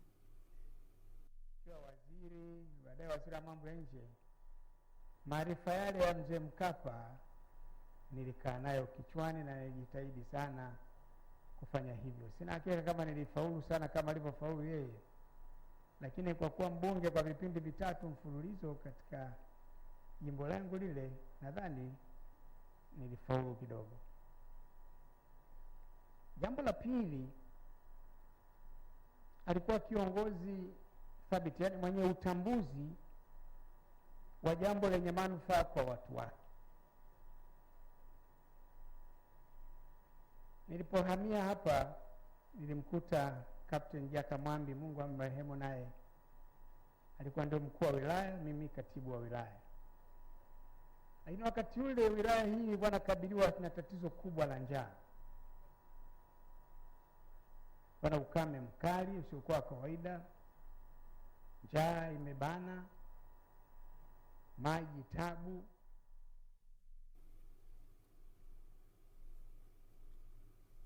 All right, that is the 4th president of Tanzania, Jakaya Kikwete, speaking at the burial of the 3rd president, Benjamin William Mkapa, who died on the 23rd of July 2020 at the age of 81. He is a president who is remembered for a lot that he did, not just for his country, but across the East African region. In Kenya here, we celebrate him for playing a pivotal role in the peace talks that ended post-election violence in 2008, among other initiatives that he put in place in his country that saw the growth of economy in Tanzania. Of course, he will be remembered as a peacemaker and a diplomat and, of course, a dynamic leader. That is how the current president, His Excellency John Pombe Magufuli, has mourned Benjamin Mkapa. We will be giving you more details about this burial in the course of the day. Now we want to move on to other matters happening locally right here in Kenya. Residents of Surigeti area in Kikuyu constituency have decried what they say is increased criminality in the region. The residents say criminal gangs have been wreaking havoc in the area, with the latest being the murder of a secondary school girl. Have a look. It is a sad day for residents of Rusingeti in Kikuyu. A Form 4 student's life has been cut short by criminals who first raped her before taking her life in the latest in a series of criminal acts recorded in the area. Her body was discovered dumped in a maize plantation, her eyes gouged out, evidence of the ordeal she went through before finally breathing her last. Sunday ndio alipotea, lakini tulikuwa tumejaribu kumtafuta tukamkosa. Mpata huko kunaitwa kaburi, tulimpata huko karibu na Mahidi. Alikuwa ametolewa nguo, alikuwa amekatakatwa uso, alikuwa ametolewa macho yake. Area residents now turning the heat on security agents who they accuse of doing little to contain the increased cases of criminality in the region. Tugeomba serikali, ndio tumesikia polisi wamekuja, wameenda na huyo mwili, tugewaomba waharakishe ili tujue nani hasa walifanya hiyo kitendo. Sikiwa kama wazazi tuna wasiwasi, unajua watoto wote wako kwa nyumba, shule zimesemekana zitafunguliwa Januari mwaka ujao. Kwa hivyo tunaona juu sasa watoto wote wako kwa nyumba na wako idle. Tunaona hiyo sasa itakuwa ni kitu baya. Juu sasa watoto wakiwa idle hakuna kitu hawezi wakafanya. Yusuf Farah, Channel 1 News. Elsewhere, Bomet Governor Hilary Barchok is calling for fresh dialogue between members of two warring communities living in Olposimoru area following fresh skirmishes that left one person dead. Barchok says constant altercations between members of the two communities has only acted to derail development in the region.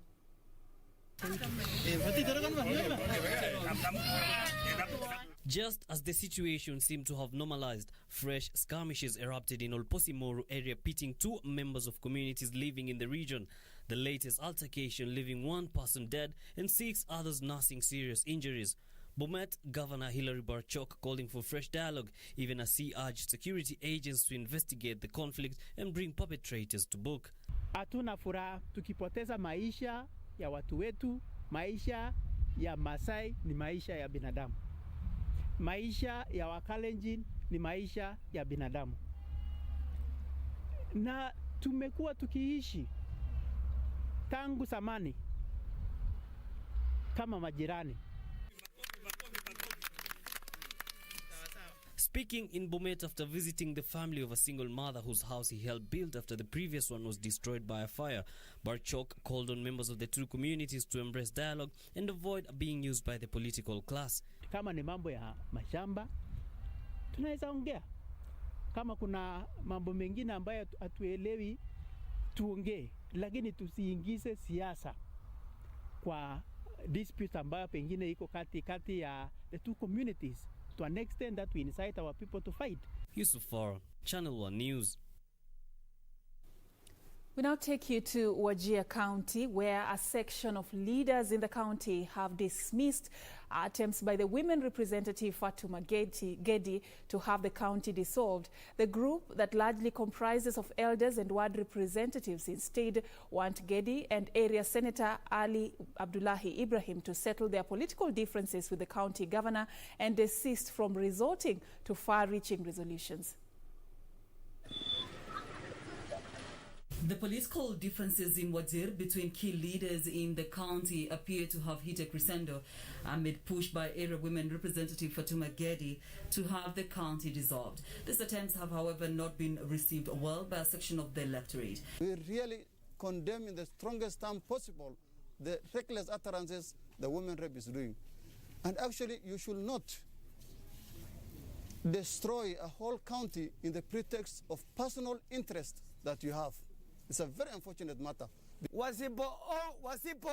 Wasipoomba msamaha kutoka watu ya Wajir, sisi hatuwezi sumbuliwa na senator na women rep kwa vile sisi kura yao iko kwa mkono yetu. Ile mtu nasumbua sisi ni chief peke yake. Mwanasiasa hawezi sumbua sisi. Area elders, members of county assembly, and a good number of residents have dismissed the plot to settle political scores with the county governor at a time area residents are calling out for more services, terming the move mischievous. 3 do not represent the Wajir County views. Those are their personal interests, and therefore they have nothing to do with the entire Wajir County. And that one you will see for yourself. We have all the confidence in this county. The leaders say the county has elected leaders who can ably run the affairs of the county and need no interference from outside forces. Taka wale senators ambao waliongea juu ya Wajir jana waende huko bungeni waongee juu ya pesa ambaye sasa kuna majadiliano ya Senate ya kusema sisi tuongezewe na Wajir na wale wako na population kidogo wapokonywe. Hiyo ndio ile kazi yao ambaye sisi tungependa kuwatuma. These are the guys who consume taxpayers in the name of mileage, who have and they have never come to Wajir. They have never attended. The 3 county leaders have never attended any national events or celebrations such as Kenyatta Day and Madaraka Day. They have never come. The group claimed that some of those elected to represent them have shown no interest in the affairs of the county and only make baseless political pronouncements with total disregard to the needs of the people of Wajir. Caroline Kamar reporting for Channel 1 News. Thank you, Caroline, for that report. Now, a land row at Kwamulinge area in Mlolongo is threatening to escalate, with about 400 families claiming ownership to the controversial land, accusing the police of intimidating them in what they say is an attempt to grab the land. The group say that the police have taken a partisan approach to the dispute in an effort to force them out of the 400-acre piece of land. This prime 400-acre piece of land has now become a matter of dispute between residents of Komolinge area and the police. According to the area residents, attacks meant to intimidate them to move out of the land, which is home to about 100 families, have been orchestrated with the sole aim of paving way for notorious land grabbers. Wakikuja hapa wanakuja na maaskari wanaosimamia. Saa zingine wanapomoa nyumba zetu, wakidai eti wao ndio wenye shamba. Sasa wengine wako hapa na familia wameteseka, sasa wengine wanaachwa nje na watoto. Hata tunashangaa sasa tetesi wetu unatoka wapi? The locals are claiming that the law enforcement officers who have been mandated with protecting and serving without fear or favor are siding with the moneyed land grabbers, leaving them to fight on their own. Itusaidie kutokana na hao watu ambao hao matajiri ambao wanajiita matajiri na wako na ile title ambayo si shamba yao, na wanaleta maaskari hapo wanakuja kufinya watu wengine. The families are vowing to stay put and keep fighting for what is rightfully theirs. Leo tulikuwa tunakatakata barabara hapa, maaskari wakuja wakafukuza tingatinga yetu hapa. Hata sasa tuko stranded, tutafanya aje? Kuifukuza ni kama wanadai tuwalipe kwanza ndio tuendelee kufanya maendeleo hapa. Attempts to reach the Athi River Sub-County Police Post for a comment were futile. Yusuf Farah.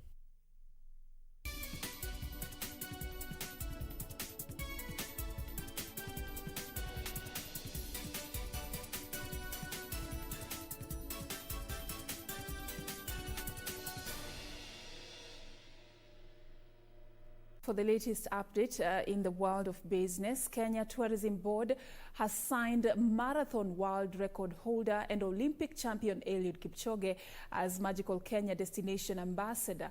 The move is coming in the wake of a staggered reopening of the tourism sector following COVID-19 disruptions that saw a number of tourist sites close shop due to travel restrictions.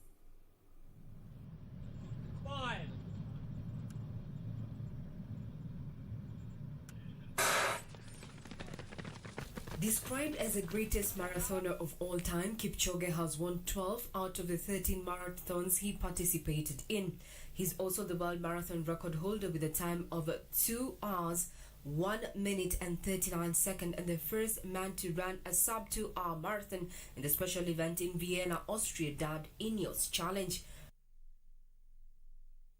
I'm running to remove, to actually tell no human is limited to the whole generation in this world.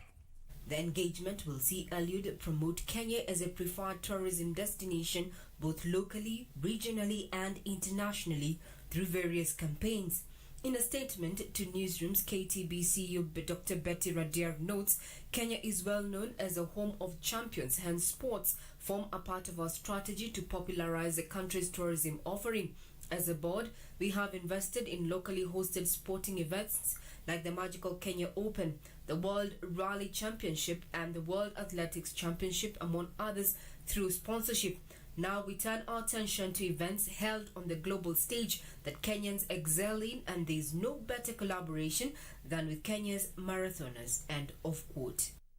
The government has in the recent weeks eased restrictions to support the economy, among them lifting the ban on travel within the country that has been characterized by the resumption of domestic flights as well as operations of the Madaraka Express train across counties to boost domestic tourism.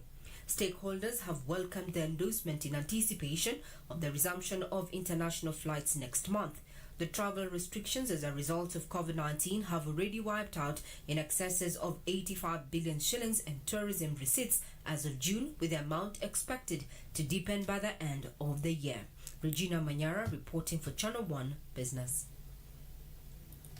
Sasol has agreed to sell the world's biggest oxygen production site in Secunda, South Africa, to France's Air Liquide for about $515 million as it sheds assets to pay off debts and avoid a rights issue. Details of this and other stories in our Africa Business News Roundup. Sasol and Air Liquide are aiming to negotiate final agreements by mid-August, with the transaction expected to close within the fiscal year 2021. Sasol, the world's biggest producer of motor fuel from coal, reached an agreement to sell 16 air separation units, which have a capacity of 42,000 tons per day, and produce oxygen for its fuels and chemicals production processes as well as other gases. The French firm expects the transaction to allow both Air Liquide and Sasol to focus on their core business, combining operational efficiency and reduction of carbon emissions. According to Reuters, the move is part of Sasol's drive to sell off assets amid the coronavirus crisis and oil price slump, which have left the company already struggling following problems at a massive chemicals project in the United States, potentially facing a rights issue of $2 billion. Elsewhere, Nigeria's state oil firm NNPC has signed a $1.5 billion repayment deal led by Standard Chartered and backed by oil traders Vitol Group and Matrix Energy. Two sources close to the matter have revealed. Now, the deal provides OPEC member Nigeria with much-needed cash after its finances were hit by the oil price crash in April as COVID-19 lockdowns erased nearly one-third of global oil demand. The financing package, called Project Eagle, was also backed by African Export-Import Bank and the United Bank for Africa. Vitol and Matrix will each get 15,000 barrels per day of crude as repayment over the next 5 years starting August. And nearly 45 million people in Southern Africa are staring at starvation as a result of drought, floods and coronavirus, a regional bloc representing 16 nations says. According to the Southern Africa Development Community, SADC, coronavirus has hit the urban poor especially hard. Restrictions on movement make it difficult for them to go out to trade. Unemployment is up, businesses have been forced to close and remittances have decreased. Children haven't been spared either, with 8 million predicted to become acutely malnourished this year. Regina Manyara reporting for Channel 1 Business. Now it's time for us to focus on matters sports. Arsenal. All right, before we get to the sports news now, I'm being informed we have more business news for you. The UK government has signed a fourth coronavirus vaccine deal, securing up to 60 million doses of an experimental treatment being developed by drug grants GSK and Sanofi. The UK has already signed up for 100 million doses of the Oxford University vaccine being developed by AstraZeneca Details of this and more in our international business roundup. United Kingdom has also secured another 90 million doses of 2 other promising vaccines. However, it is still uncertain which, if any, of the vaccines may work. Governments around the world have pledged billions of dollars for the COVID-19 vaccine, and a number of pharmaceutical firms are in a race to develop and test potential drugs. The vaccine involved in the latest government deal developed by Sanofi in partnership with GSK is based on the recombinant protein-based technology used by Sanofi to produce a flu vaccine, as well as GSK's established pandemic technology. And China's cloud gaming industry is now on a fast track of expansion thanks to the country's rapid deployment of 5G services. Cloud gaming is a form of online gaming which uses cloud servers rather than local devices to run games. The technology allows video games with complicated graphics and storylines to be streamed and played via mobile phones and other low-powered devices. Interest in cloud gaming has been on the rise in China as the country has been pushing ahead with its 5G rollout in recent years, which has enabled faster data transmission speeds that foster a seamless cloud-based gaming experience. Official data shows that 257,000 5G base stations were set up in China in the first 6 months of this year, bringing the number to 410,000 by end of June. Finally, Tesla Chief Executive Officer Elon Musk says the company is open to licensing software and supplying powertrains and batteries. Tesla has previously supplied batteries to Mercedes and Toyota Motor under separate partnership deals. Battery manufacturing is an area that analysts and industry officials say the U.S. electric car maker has a competitive edge compared to legacy automakers. Tesla currently runs a battery joint venture with Panasonic and also sources batteries from China's contemporary Amprex technology and South Korea's LG Chem. Tesla is also planning to build its own battery manufacturing facility in California. Ronald Willie, Business Defined.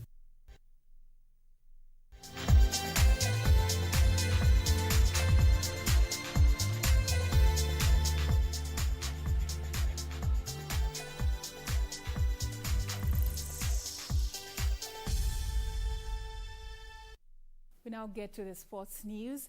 Arsenal defender Shkodran Mustafi will miss the start of next season after having surgery on his hamstring injury. The 28-year-old German defender sustained the injury during the closing stages of his side's FA Cup semi-final victory over Manchester City on the 18th of July. Arsenal have confirmed Shkodran Mustafi will miss the start of next season after having surgery on his hamstring injury. Mustafi sustained the problem in the closing stages of the FA Cup semi-final win over Manchester City. The Gunners are aiming for Mustafi to return to training in October. It means he will miss a second FA Cup final after he was forced to sit out of the victory over Chelsea in 2017 with illness. Mustafi became an integral part of coach Mikel Arteta's side, starting all but 2 of their last 14 Premier League games prior to his injury. Meanwhile, Chelsea's newest recruit Timo Werner says playing under manager Frank Lampard was the main attraction upon deciding to join the club. The 24-year-old German striker started training with the Blues this week after completing a £54 million switch from RB Leipzig earlier this summer. Werner was heavily linked with a move to Liverpool before signing for Chelsea. And Manchester United are working hard with Borussia Dortmund to find a solution for the transfer of Jadon Sancho after cooling interest in Jack Grealish. Discussions for Sancho center around the transfer fee and structure of payments. It is believed Dortmund want a deal sorted by August 10th when the club return for pre-season training in order to give them time to find a replacement. Dortmund want £109 million for the 20-year-old England international, but United are unwilling to go that high, given the financial hit that they and many others have taken during the coronavirus pandemic period.